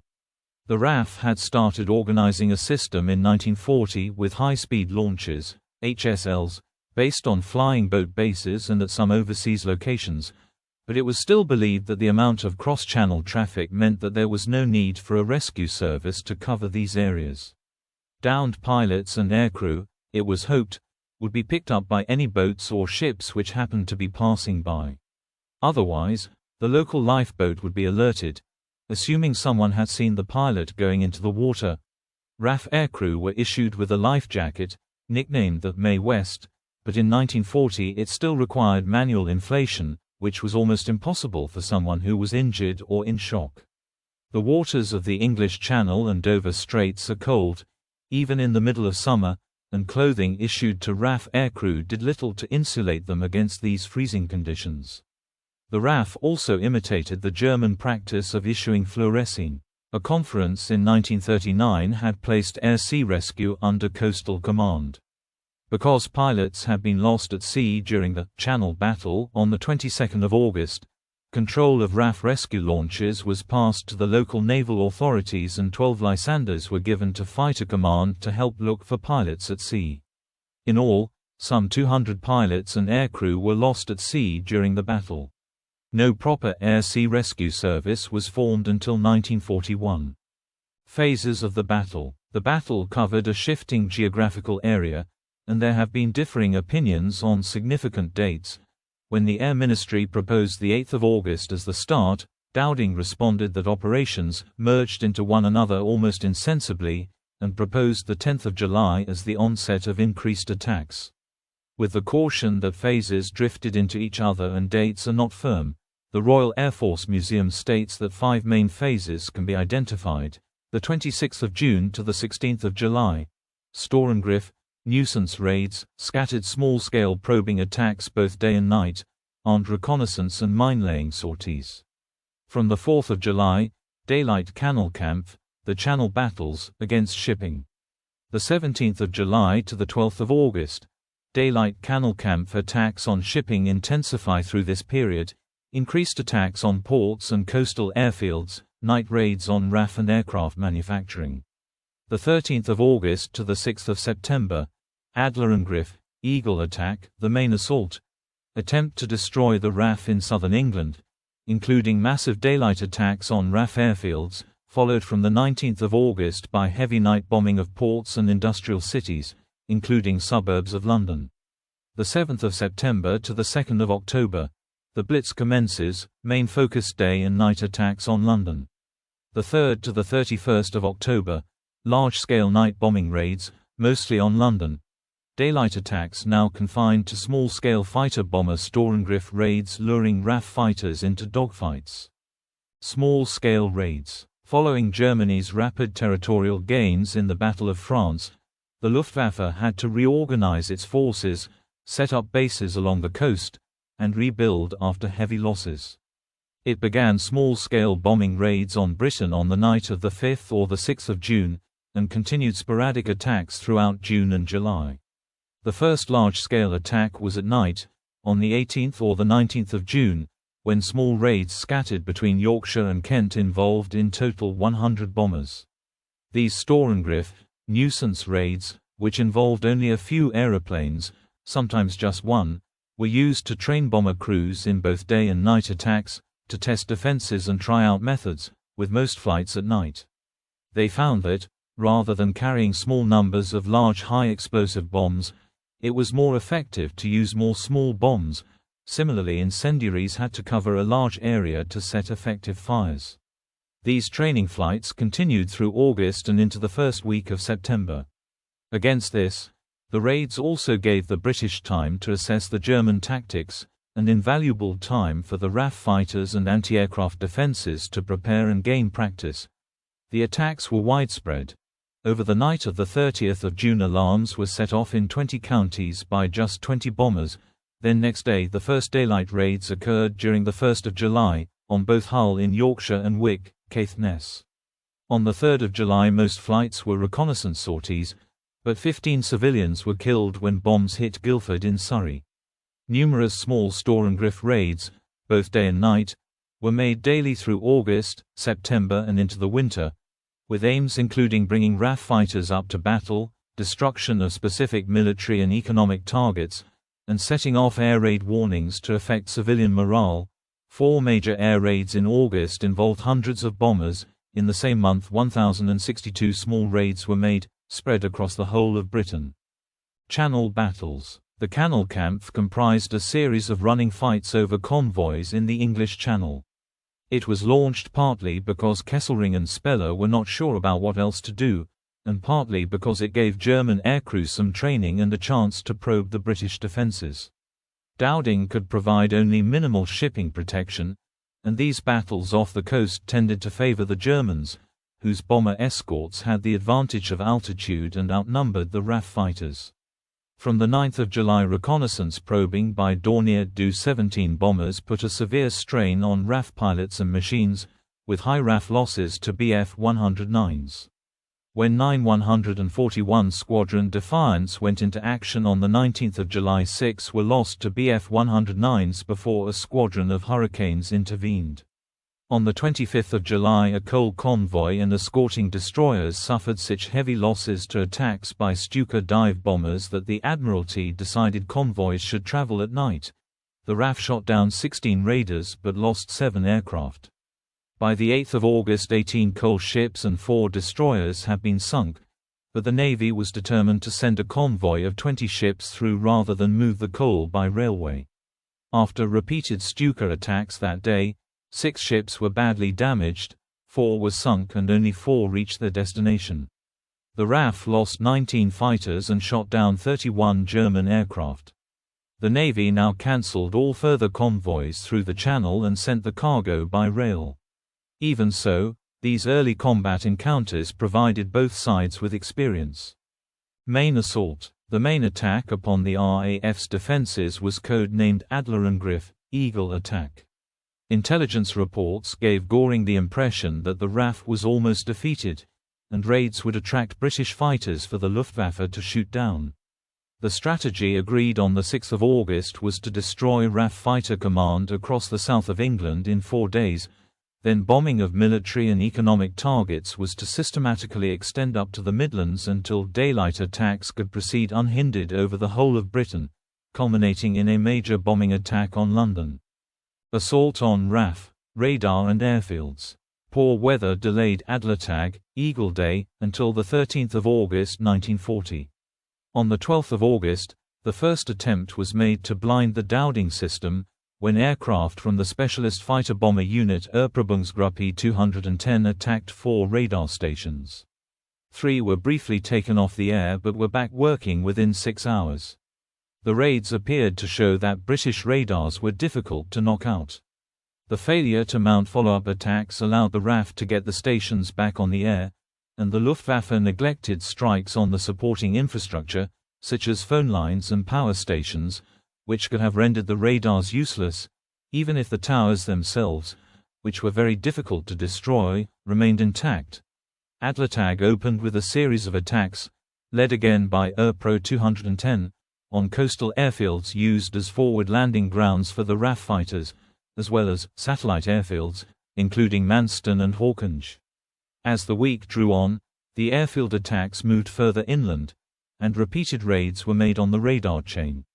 The 15th of August was the greatest day, when the Luftwaffe mounted the largest number of sorties of the campaign. Luftflotte 5 attacked the north of England. Believing Fighter Command's strength to be concentrated in the south, raiding forces from Denmark and Norway ran into unexpectedly strong resistance. Inadequately escorted by Bf-110s, Bf-109s having insufficient range to escort raids from Norway, bombers were shot down in large numbers. Northeast England was attacked by 65 Heinkel 111s escorted by 34 Messerschmitt 110s, and RAF Great Driffield was attacked by 50 unescorted Junkers 88s. Out of 115 bombers and 35 fighters sent, 75 planes were destroyed and many others were damaged beyond repair. Furthermore, due to early engagement by RAF fighters, many of the bombers dropped their payloads ineffectively early. As a result of these casualties, Luftflotte 5 did not appear in strength again in the campaign. The 18th of August, which had the greatest number of casualties to both sides, has been dubbed the hardest day. Following this grinding battle, exhaustion and the weather reduced operations for most of a week, allowing the Luftwaffe to review their performance. The hardest day has sounded the end for the Ju-87 in the campaign. This veteran of Blitzkrieg was too vulnerable to fighters to operate over Britain. So as to preserve the Stuka force, Göring withdrew them from the fighting. This removed the main Luftwaffe precision bombing weapon and shifted the burden of pinpoint attacks on the already stretched Erpro 210. The Bf-110 proved too clumsy for dogfighting with single-engine fighters, and its participation was scaled back.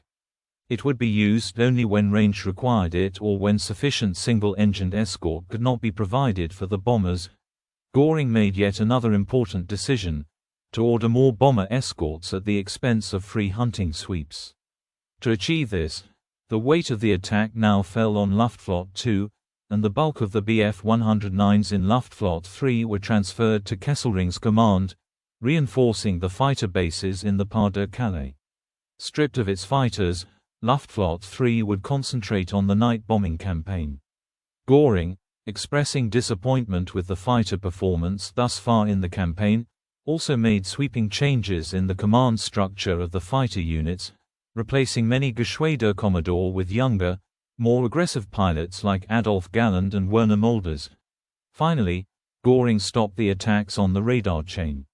These were seen as unsuccessful, and neither the Reichsmarschall nor his subordinates realized how vital the chain home stations were to the defense systems. It was known that radar provided some early warning of raids, but the belief among German fighter pilots was that anything bringing up the Tommies to fight was to be encouraged. Raids on British cities. On the afternoon of the 15th of August, Hauptmann Walter Rubensdorfer leading Erprobungsgruppe 210 mistakenly bombed Croydon airfield, on the outskirts of London, instead of the intended target, RAF Kenley. German intelligence reports made the Luftwaffe optimistic that the RAF, thought to be dependent on local air control, was struggling with supply problems and pilot losses. After a raid on Biggin Hill on the 18th of August, Luftwaffe aircrew said they had been unopposed. The airfield was completely destroyed, and asked, "Is England already finished?" In accordance with the strategy agreed on the 6th of August, defeat of the RAF was to be followed by bombing military and economic targets, systematically extending up to the Midlands. Göring ordered attacks on aircraft factories on the 19th of August 1940. 60 raids on the night of the 19th or the 20th of August targeted the aircraft industry and harbours, and bombs fell on suburban areas around London, Croydon, Wimbledon and the Maldons. Night raids were made on the 21st or the 22nd of August on Aberdeen, Bristol and South Wales. That morning, bombs were dropped on Harrow and Wealdstone, on the outskirts of London. Overnight on the 22nd or the 23rd of August, the output of an aircraft factory at Filton near Bristol was drastically affected by a raid in which Ju-88 bombers dropped over 16 long tons, 16 t, of high explosive bombs. On the night of the 23rd or the 24th of August, over 200 bombers attacked the Fort Dunlop tire factory in Birmingham, with a significant effect on production. A bombing campaign began on the 24th of August with the largest raid so far, killing 100 in Portsmouth, and that night, several areas of London were bombed. The East End was set ablaze and bombs landed on central London. Some historians believe that these bombs were dropped accidentally by a group of Heinkel He-111s which had failed to find their target. This account has been contested. More night raids were made around London on the 24th or the 25th of August, when bombs fell on Croydon, Banstead, Lewisham, Uxbridge, Harrow and Hayes. London was on red alert over the night of the 28th or the 29th of August, with bombs reported in Finchley, St Pancras, Wembley, Wood Green, Southgate, Old Kent Road, Mill Hill, Ilford, Chigwell and Hendon. Attacks on airfields from the 24th of August. Göring's directive issued on the 23rd of August 1940 ordered ceaseless attacks on the aircraft industry and on RAF ground organization to force the RAF to use its fighters, continuing the tactic of luring them up to be destroyed, and added that focused attacks were to be made on RAF airfields. From the 24th of August onwards, the battle was a fight between Kesselring's Luftflotte 2 and Park's 11 Group. The Luftwaffe concentrated all their strength on knocking out fighter command and made repeated attacks on the airfields. Of the 33 heavy attacks in the following 2 weeks, 24 were against airfields. The key sector stations were hit repeatedly: Biggin Hill and Hornchurch 4 times each, Debden and North Weald twice each.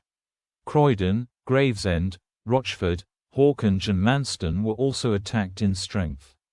Coastal Command's Eastchurch was bombed at least 7 times because it was believed to be a fighter command aerodrome. At times these raids caused some damage to the sector stations, threatening the integrity of the Dowding system. To offset some losses, some 58 Fleet Air Arm fighter pilot volunteers were seconded to RAF squadrons, and a similar number of former Fairey battle pilots were used. Most replacements from operational training units, OTUS, had as little as 9 hours flying time and no gunnery or air-to-air combat training. At this point, The multinational nature of fighter command came to the fore. Many squadrons and personnel from the air forces of the Dominions were already attached to the RAF, including top-level commanders, Australians, Canadians, New Zealanders, Rhodesians and South Africans. In addition, there were other nationalities represented, including Free French, Belgian and a Jewish pilot from the British Mandate of Palestine. They were bolstered by the arrival of fresh Czechoslovak and Polish squadrons. These had been held back by Dowding, who thought non-English-speaking aircrew would have trouble working within his control system. Polish and Czech flyers proved to be especially effective. The pre-war Polish Air Force had lengthy and extensive training, and high standards. With Poland conquered and under brutal German occupation, the pilots of No. 303, Polish, Squadron, the highest-scoring Allied unit, were strongly motivated. Josef František, a Czech regular airman who had flown from the occupation of his own country to join the Polish and then French air forces before arriving in Britain, flew as a guest of 303 Squadron and was ultimately credited with the highest RAF score in the Battle of Britain. The RAF had the advantage of fighting over home territory. Pilots who bailed out of their downed aircraft could be back at their airfields within hours, while if low on fuel and/or ammunition they could be immediately rearmed. One RAF pilot interviewed in late 1940 had been shot down 5 times during the Battle of Britain, but was able to crash land in Britain or bail out each time. For Luftwaffe aircrews, a bailout over England meant capture, in the critical August period, almost exactly as many Luftwaffe pilots were taken prisoner as were killed, while parachuting into the English Channel often meant drowning or death from exposure. Morale began to suffer, and Kanalkrankheit, channel sickness, a form of combat fatigue, began to appear among the German pilots. Their replacement problem became even worse than the British. Assessment of attempt to destroy the RAF. The effect of the German attacks on airfields is unclear. According to Stephen Bungay, Dowding, in a letter to Hugh Trenchard accompanying Park's report on the period 8 August to 10 September 1940, states that the Luftwaffe achieved very little in the last week of August and the first week of September. The only sector station to be shut down operationally was Biggin Hill, and it was non-operational for just 2 hours. Dowding admitted 11 Group's efficiency was impaired, but, despite serious damage to some airfields, only 2 out of 13 heavily attacked airfields were down for more than a few hours. The German refocus on London was not critical. Retired Air Vice Marshal Peter Dye, head of the RAF Museum, discussed the logistics of the battle in 2000 and 2010, dealing specifically with the single-seat fighters. Dye contends that not only was British aircraft production replacing aircraft, but replacement pilots were keeping pace with losses. The number of pilots in RAF Fighter Command increased during July, August and September. The figures indicate the number of pilots available never decreased. From July, 1,200 were available, and from the 1st of August, 1,400 were available. Just over that number were in the field by September.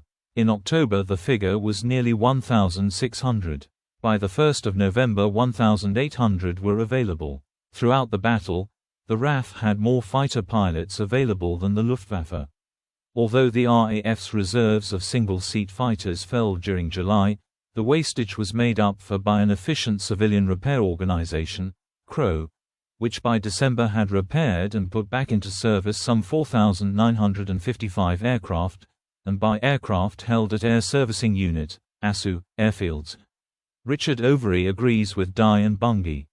Overy asserts only one airfield was temporarily put out of action and only 103 pilots were lost. British fighter production produced 496 new aircraft in July and 467 in August, and another 467 in September, not counting repaired aircraft, covering the losses of August and September. Overy indicates the number of serviceable and total strength returns reveal an increase in fighters from the 3rd of August to the 7th of September, 1,061 on strength and 708 serviceable to 1,161 on strength and 746 serviceable. Moreover, Overy points out that the number of RAF fighter pilots grew by 1/3 between June and August 1940. Personnel records show a constant supply of around 1,400 pilots in the crucial weeks of the battle. In the second half of September it reached 1,500. The shortfall of pilots was never above 10%. The Germans never had more than between 1,100 and 1,200 pilots, a deficiency of up to 1/3. If fighter command were few, the German fighter pilots were fewer. Other scholars assert that this period was the most dangerous of all. In The Narrow Margin, published in 1961, historians Derek Wood and Derek Dempster believed that the 2 weeks from the 24th of August to the 6th of September represented a real danger. According to them, from the 24th of August to the 6th of September 295 fighters had been totally destroyed and 171 badly damaged, against a total output of 269 new and repaired Spitfires and Hurricanes. They assert that 103 pilots were killed or missing and 128 were wounded, which represented a total wastage of 120 pilots per week out of a fighting strength of just fewer than 1,000. They conclude that during August no more than 260 fighter pilots were turned out by Otis, and casualties in the same month were just over 300. A full squadron establishment was 26 pilots, whereas the average in August was 16. In their assessment, the RAF was losing the battle. Dennis Richards, in his 1953 contribution to the official British account history of the Second World War, agreed that lack of pilots, especially experienced ones, was the RAF's greatest problem. He states that between 8 and the 18th of August 154 RAF pilots were killed, severely wounded, or missing, while only 63 new pilots were trained. Availability of aircraft was also a serious issue. While its reserves during the Battle of Britain never declined to a half-dozen planes as some later claimed, Richards describes the 24th of August to the 6th of September as the critical period because during these 2 weeks Germany destroyed far more aircraft through its attacks on 11 Group's southeast bases than Britain was producing. 3 more weeks of such a pace would indeed have exhausted aircraft reserves. Germany had seen heavy losses of pilots and aircraft as well, thus its shift to nighttime attacks in September. On the 7th of September RAF aircraft losses fell below British production and remained so until the end of the war. Day and night attacks on London, start of the Blitz. Hitler's Directive No. 17 for the conduct of air and sea warfare against England, issued on 1 August 1940, reserved to himself the right to decide on terror attacks as measures of reprisal.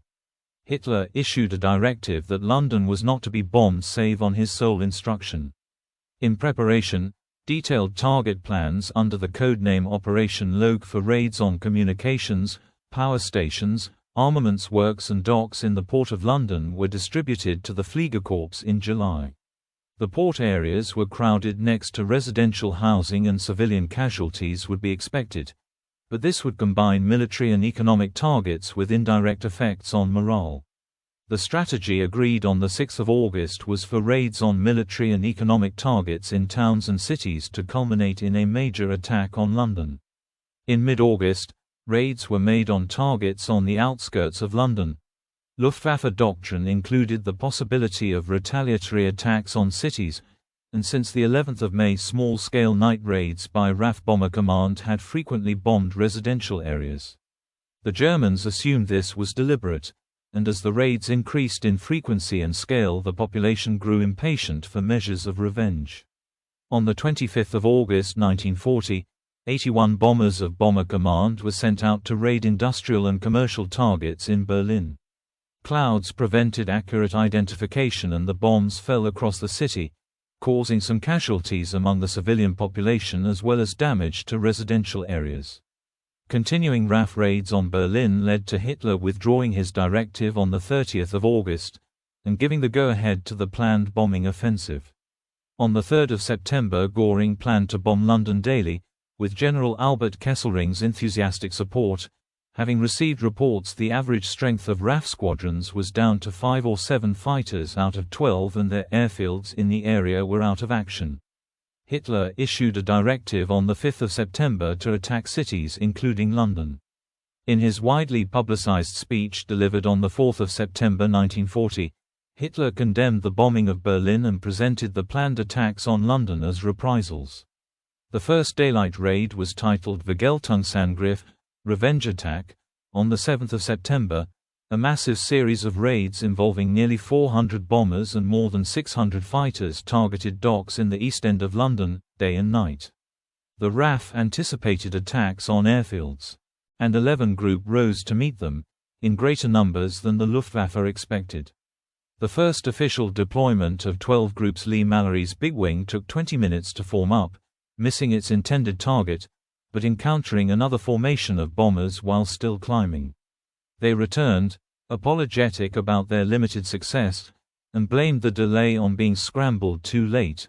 The German press jubilantly announced that one great cloud of smoke stretches tonight from the middle of London to the mouth of the Thames. Reports reflected the briefings given to crews before the raids. Everyone knew about the last cowardly attacks on German cities, and thought about wives, mothers and children. And then came that word, vengeance.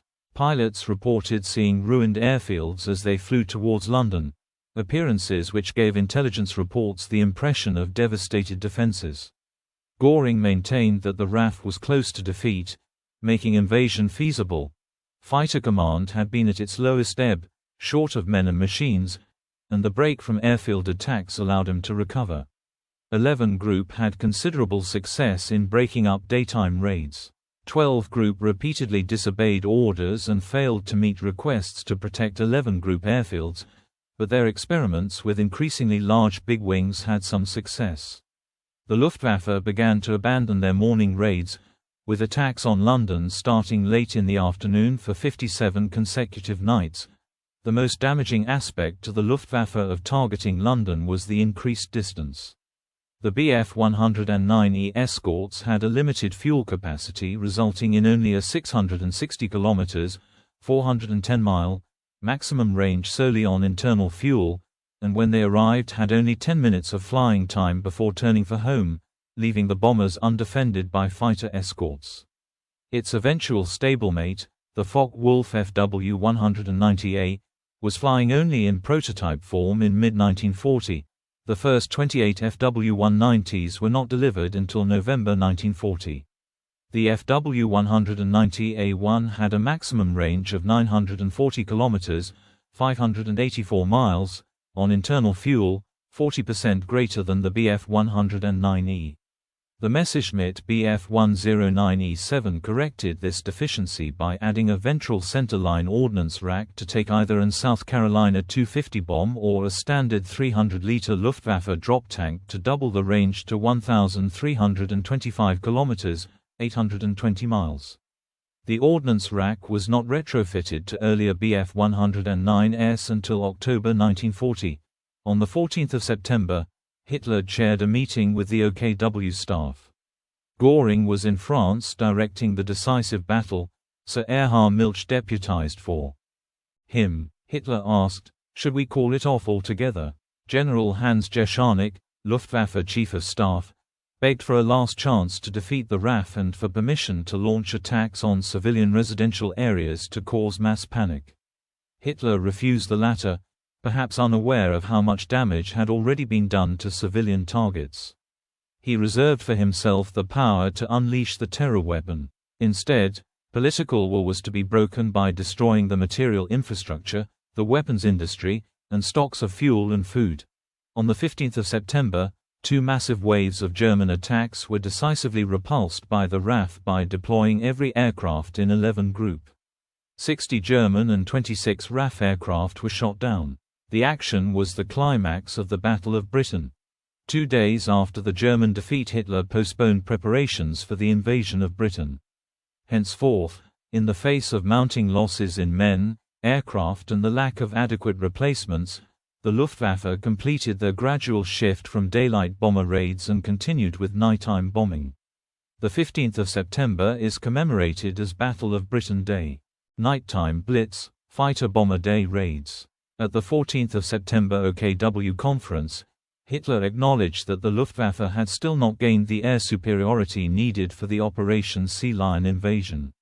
In agreement with Raeder's written recommendation, Hitler said the campaign was to intensify regardless of invasion plans. The decisive thing is the ceaseless continuation of air attacks. Jescharnik proposed attacking residential areas to cause mass panic, but Hitler turned this down. He reserved to himself the option of terror bombing. British morale was to be broken by destroying infrastructure, armaments manufacturing, fuel and food stocks. On the 16th of September, Göring gave the order for this change in strategy.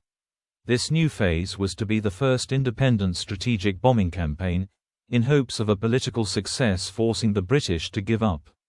Hitler hoped it might result in 8 million going mad, referring to the population of London in 1940, which would cause a catastrophe for the British. In those circumstances, Hitler said, even a small invasion might go a long way. Hitler was against cancelling the invasion as the cancellation would reach the ears of the enemy and strengthen his resolve. On the 19th of September, Hitler ordered a reduction in work on Operation Sea Lion. He doubted if strategic bombing could achieve its aims, but ending the air war would be an open admission of defeat. He had to maintain the appearance of concentration on defeating Britain, to conceal from Joseph Stalin his covert aim to invade the Soviet Union. Throughout the battle, most Luftwaffe bombing raids had been at night. They increasingly suffered unsustainable losses in daylight raids, and the last massive daytime attacks were on the 15th of September. A raid of 70 bombers on the 18th of September also suffered badly, and day raids were gradually phased out, leaving the main attacks at night. Fighter commands still lacked any effective capacity to intercept nighttime raiders. The night fighters, mostly Blenheims and Beaufighters, at this time lacked airborne radar and so could not find the bombers. Anti-aircraft guns were diverted to London's defences, but had a much reduced success rate against night attacks. From mid-September, Luftwaffe daylight bombing was gradually taken over by Bf 109 fighters, adapted to take one 250 kg bomb. Small groups of fighter bombers would carry out Sturmgriff raids escorted by large escort formations of about 200 to 300 combat fighters. They flew at altitudes over 20,000 feet, 6,100 meters, where the Bf 109 had an advantage over RAF fighters, except the Spitfire. The raids disturbed civilians, and continued the war of attrition against fighter command. The raids were intended to carry out precision bombing on military or economic targets, but it was hard to achieve sufficient accuracy with the single bomb. Sometimes, when attacked, the fighter bombers had to jettison the bomb to function as fighters. The RAF was at a disadvantage and changed defensive tactics by introducing standing patrols of Spitfires at high altitude to monitor incoming raids. On a sighting, other patrols at lower altitude would fly up to join the battle. A Junkers Ju-88 returning from a raid on London was shot down in Kent on the 27th of September, resulting in the Battle of Graveney Marsh, the last action between British and foreign military forces on British mainland soil. German bombing of Britain reached its peak in October and November 1940. In post-war interrogation, Wilhelm Keitel described the aims as economic blockade, in conjunction with submarine warfare, and attrition of Britain's military and economic resources. The Luftwaffe wanted to achieve victory on its own and was reluctant to cooperate with the Navy. Their strategy for the blockade was to destroy ports and storage facilities in towns and cities. Priorities were based on the pattern of trade and distribution, so for these months, London was the main target. In November, their attention turned to other ports and industrial targets around Britain. Hitler postponed the Sea Lion invasion on the 13th of October until the spring of 1941. It was not until Hitler's Directive 21 was issued, on the 18th of December 1940, that the threat to Britain of invasion finally ended. Royal family. During the battle, and for the rest of the war, an important factor in keeping public morale high was the continued presence in London of King George VI and his wife Queen Elizabeth. When war broke out in 1939, the King and Queen decided to stay in London and not flee to Canada, as had been suggested. George VI and Elizabeth officially stayed in Buckingham Palace throughout the war, although they often spent weekends at Windsor Castle to visit their daughters, Elizabeth, the future Queen, and Margaret. Buckingham Palace was damaged by bombs which landed in the grounds on the 10th of September and, on the 13th of September, more serious damage was caused by 2 bombs which destroyed the royal chapel. The royal couple were in a small sitting room about 80 yards from where the bombs exploded. On the 24th of September, in recognition of the bravery of civilians, King George VI inaugurated the award of the George Cross. Attrition statistics. Overall, by the 2nd of November, the RAF fielded 1,796 pilots, an increase of over 40% from July 1940's count of 1,259 pilots. Based on German sources, from a Luftwaffe intelligence officer Otto Bechtel attached to KG-2 in February 1944, translated by the Air Historical Branch, Stephen Bungay asserts German fighter and bomber strength declined without recovery, and that from August-December 1940, the German fighter and bomber strength declined by 30% and 25%. In contrast, Williamson-Murray argues, using translations by the Air Historical Branch, that 1,380 German bombers were on strength on 29 June 1940, 1,420 bombers on 28 September, 1,423 level bombers on 2 November and 1,393 bombers on 30 November 1940. In July to September the number of Luftwaffe pilots available fell by 136, but the number of operational pilots had shrunk by 171 by September. The training organization of the Luftwaffe was failing to replace losses.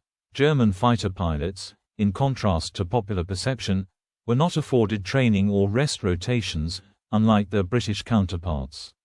The first week of September accounted for 25% of fighter commands and 24% of the Luftwaffe's overall losses. Between the dates 26 August to 6 September, on only one day, 1 September, did the Germans destroy more aircraft than they lost.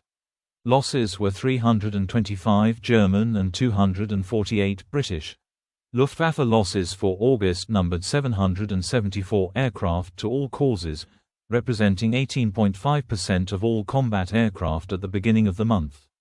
Fighter command's losses in August were 426 fighters destroyed, amounting to 40% of 1,061 fighters available on 3 August. In addition, 99 German bombers and 27 other types were destroyed between 1 and 29 August. From July to September, the Luftwaffe's loss records indicate the loss of 1,636 aircraft, 1,184 to enemy action. This represented 47% of the initial strength of single-engined fighters, 66% of twin-engined fighters, and 45% of bombers. This indicates the Germans were running out of aircrew as well as aircraft. Throughout the battle, the Germans greatly underestimated the size of the RAF and the scale of British aircraft production. Across the Channel, the Air Intelligence Division of the Air Ministry consistently overestimated the size of the German air enemy and the productive capacity of the German aviation industry. As the battle was fought, both sides exaggerated the losses inflicted on the other by an equally large margin. The intelligence picture formed before the battle encouraged the Luftwaffe to believe that such losses pushed fighter command to the very edge of defeat, while the exaggerated picture of German air strength persuaded the RAF that the threat it faced was larger and more dangerous than was the case. This led the British to the conclusion that another fortnight of attacks on airfields might force fighter command to withdraw their squadrons from the south of England. The German misconception, on the other hand, encouraged first complacency, then strategic misjudgment. The shift of targets from air bases to industry and communications was taken because it was assumed that fighter command was virtually eliminated. Between the 24th of August and the 4th of September, German serviceability rates, which were acceptable at Stuka units, were running at 75% with Bf-109s, 70% with bombers and 65% with Bf-110s, indicating a shortage of spare parts. All units were well below established strength. The attrition was beginning to affect the fighters in particular. By the 14th of September, the Luftwaffe's Bf-109 Geschwader possessed only 67% of their operational crews against authorized aircraft. For Bf-110 units it was 46%, and for bombers it was 59%. A week later, the figures had dropped to 64%, 52% and 52%. Serviceability rates in Fighter Command's fighter squadrons, between the 24th of August and the 7th of September, were listed as 64.8% on the 24th of August, 64.7% on the 31st of August and 64.25% on the 7th of September 1940. Due to the failure of the Luftwaffe to establish air supremacy, a conference assembled on the 14th of September at Hitler's headquarters. Hitler concluded that air superiority had not yet been established and promised to review the situation on the 17th of September for possible landings on the 27th of September or the 8th of October. 3 days later, when the evidence was clear that the German Air Force had greatly exaggerated the extent of their successes against the RAF, Hitler postponed Sea Lion indefinitely. Propaganda. Propaganda was an important element of the air war which began to develop over Britain from the 18th of June 1940 onwards, when the Luftwaffe began small, probing daylight raids to test RAF defenses. One of many examples of these small-scale raids was the destruction of a school at Polruan in Cornwall by a single raider. Into early July, the British media's focus on the air battles increased steadily, the press, magazines, BBC radio and newsreels daily conveying the contents of Air Ministry communiques. The German OKW communiques matched Britain's efforts in claiming the upper hand. Central to the propaganda war on both sides of the Channel were aircraft claims, which are discussed under attrition statistics above. These daily claims were important both for sustaining British home front morale and persuading America to support Britain, and were produced by the Air Ministry's Air Intelligence Branch. Under pressure from American journalists and broadcasters to prove that the RAF's claims were genuine, RAF intelligence compared pilots' claims with actual aircraft wrecks and those seen to crash into the sea. It was soon realized that there was a discrepancy between the two, but the Air Ministry decided not to reveal this. In fact, it was not until May 1947 that the actual figures were released to the public, by which time it was of far less importance. Many though refused to believe the revised figures, including Douglas Bader. The place of the Battle of Britain in British popular memory partly stems from the Air Ministry's successful propaganda campaign in July to October 1940, and its valorization of the defending pilots from March 1941 onwards. The 3D pamphlet The Battle of Britain sold in huge numbers internationally, leading even Goebbels to admire its propaganda value. Focusing only upon the fighter pilots, with no mention of RAF bomber attacks against invasion barges, the Battle of Britain was soon established as a major victory for Fighter Command. This inspired feature films, books, magazines, works of art, poetry, radio plays and noir short films.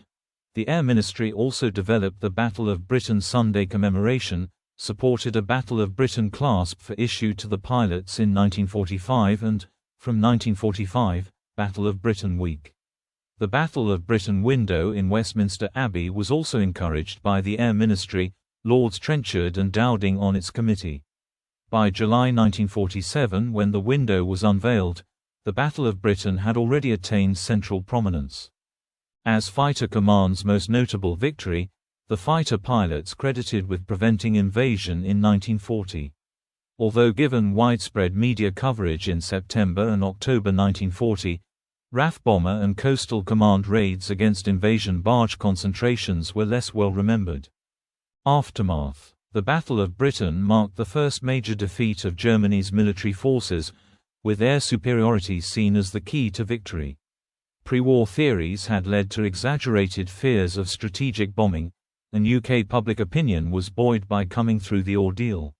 For the RAF, Fighter Command had achieved a great victory in successfully carrying out Sir Thomas Inskip's 1937 air policy of preventing the Germans from knocking Britain out of the war. the battle also significantly shifted American opinion. During the battle, many Americans accepted the view promoted by Joseph Kennedy, the American ambassador in London, who believed that the United Kingdom could not survive. Roosevelt wanted a second opinion, and sent William Wild Bill Donovan on a brief visit to the UK. He became convinced the UK would survive and should be supported in every possible way. Before the end of the year, American journalist Ralph Ingersoll, after returning from Britain, published a book concluding that Adolf Hitler met his first defeat in 8 years, in what might go down in history as a battle as important as Waterloo or Gettysburg. The turning point was when the Germans reduced the intensity of the Blitz after the 15th of September. According to Ingersoll, majority of responsible British officers who fought through this battle believed that if Hitler and Göring had had the courage and the resources to lose 200 planes a day for the next 5 days, nothing could have saved London. Instead, morale in combat is definitely broken, and the RAF has been gaining in strength each week. Both sides in the battle made exaggerated claims of numbers of enemy aircraft shot down. In general, claims were 2 to 3 times the actual numbers. Post-war analysis of records has shown that between July and September, the RAF claimed 2,698 kills, while the Luftwaffe fighters claimed 3,198 RAF aircraft downed. Total losses, and start and end dates for recorded losses, vary for both sides. Luftwaffe losses from the 10th of July to the 30th of October 1940 total 1,977 aircraft, including 243 twin and 569 single-engine fighters, 822 bombers and 343 non-combat types. In the same period, RAF Fighter Command aircraft losses number 1,087, including 53 twin-engined fighters. To the RAF figure should be added 376 Bomber Command and 148 Coastal Command aircraft lost conducting bombing, mining, and reconnaissance operations in defense of the country. Stephen Bungay describes Dowding and Park's strategy of choosing when to engage the enemy whilst maintaining a coherent force as vindicated. Their leadership, and the subsequent debates about strategy and tactics, had created enmity among RAF senior commanders, and both were sacked from their posts in the immediate aftermath of the battle. All things considered, the RAF proved to be a robust and capable organization that was to use all the modern resources available to it to the maximum advantage. Richard Evans writes, irrespective of whether Hitler was really set on this course, he simply lacked the resources to establish the air superiority that was the sine qua non of a successful crossing of the English Channel. A third of the initial strength of the German Air Force, the Luftwaffe, had been lost in the Western Campaign in the spring. The Germans lacked the trained pilots, the effective fighter aircraft, and the heavy bombers that would have been needed.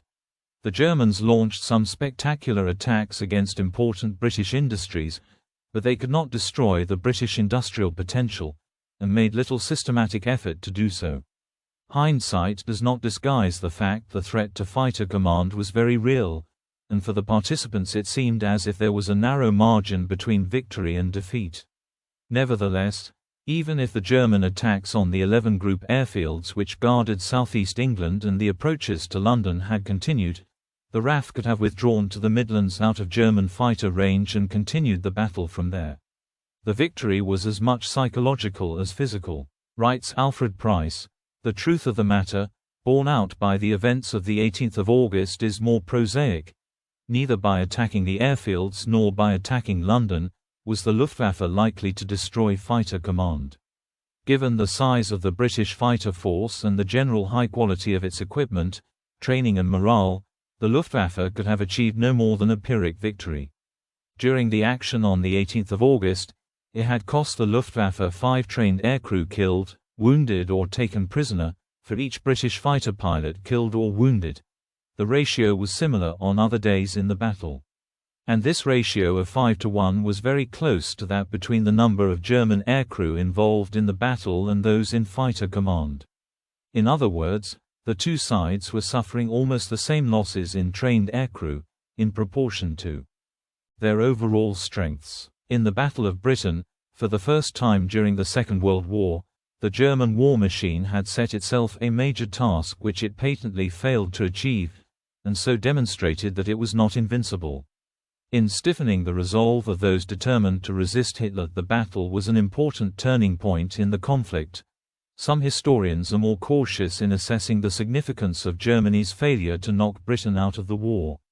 Bungay writes, "Victory in the air achieved a modest strategic goal, for it did not bring Britain any closer to victory in the war, but merely avoided her defeat."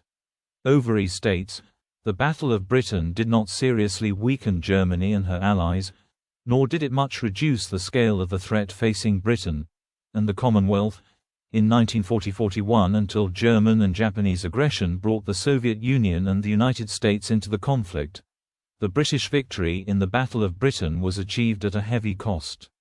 Total British civilian losses from July to December 1940 were 23,002 dead and 32,138 wounded, with one of the largest single raids on 19 December 1940, in which almost 3,000 civilians died. With the culmination of the concentrated daylight raids, Britain was able to rebuild its military forces and establish itself as an Allied stronghold, later serving as a base from which the liberation of Western Europe was launched. Battle of Britain Day. Winston Churchill summed up the battle with the words, "Never in the field of human conflict was so much owed by so many to so few." Pilots who fought in the battle have been known as the few ever since, at times being specially commemorated on the 15th of September, Battle of Britain Day. On this day in 1940, the Luftwaffe embarked on their largest bombing attack yet, forcing the engagement of the entirety of the RAF in defense of London and the southeast, which resulted in a decisive British victory that proved to mark a turning point in Britain's favour. Within the Commonwealth, Battle of Britain Day has been observed more usually on the third Sunday in September, and even on the second Thursday in September in some areas in the British Channel Islands. Memorials and museums. Plans for the Battle of Britain window in Westminster Abbey were begun during wartime, the committee chaired by Lords Trenchard and Dowding. Public donations paid for the window itself, which replaced a window destroyed during the campaign. This officially opened by King George VI on 10 July 1947. Although not actually an official memorial to the Battle of Britain in the sense that government paid for it, the window and chapel have since been viewed as such. During the late 1950s and 1960, various proposals were advanced for a national monument to the Battle of Britain, this also the focus of several letters in the Times. In 1960, the Conservative government decided against a further monument, taking the view that the credit should be shared more broadly than fighter command alone, and there was little public appetite for one. All subsequent memorials are the result of private subscription and initiative. As discussed below, there are numerous memorials to the battle. The most important ones are the Battle of Britain Monument in London and the Battle of Britain Memorial at Capel-le-Fern in Kent. As well as Westminster Abbey, St James's Church, Paddington also has a memorial window to the battle, replacing a window destroyed during it.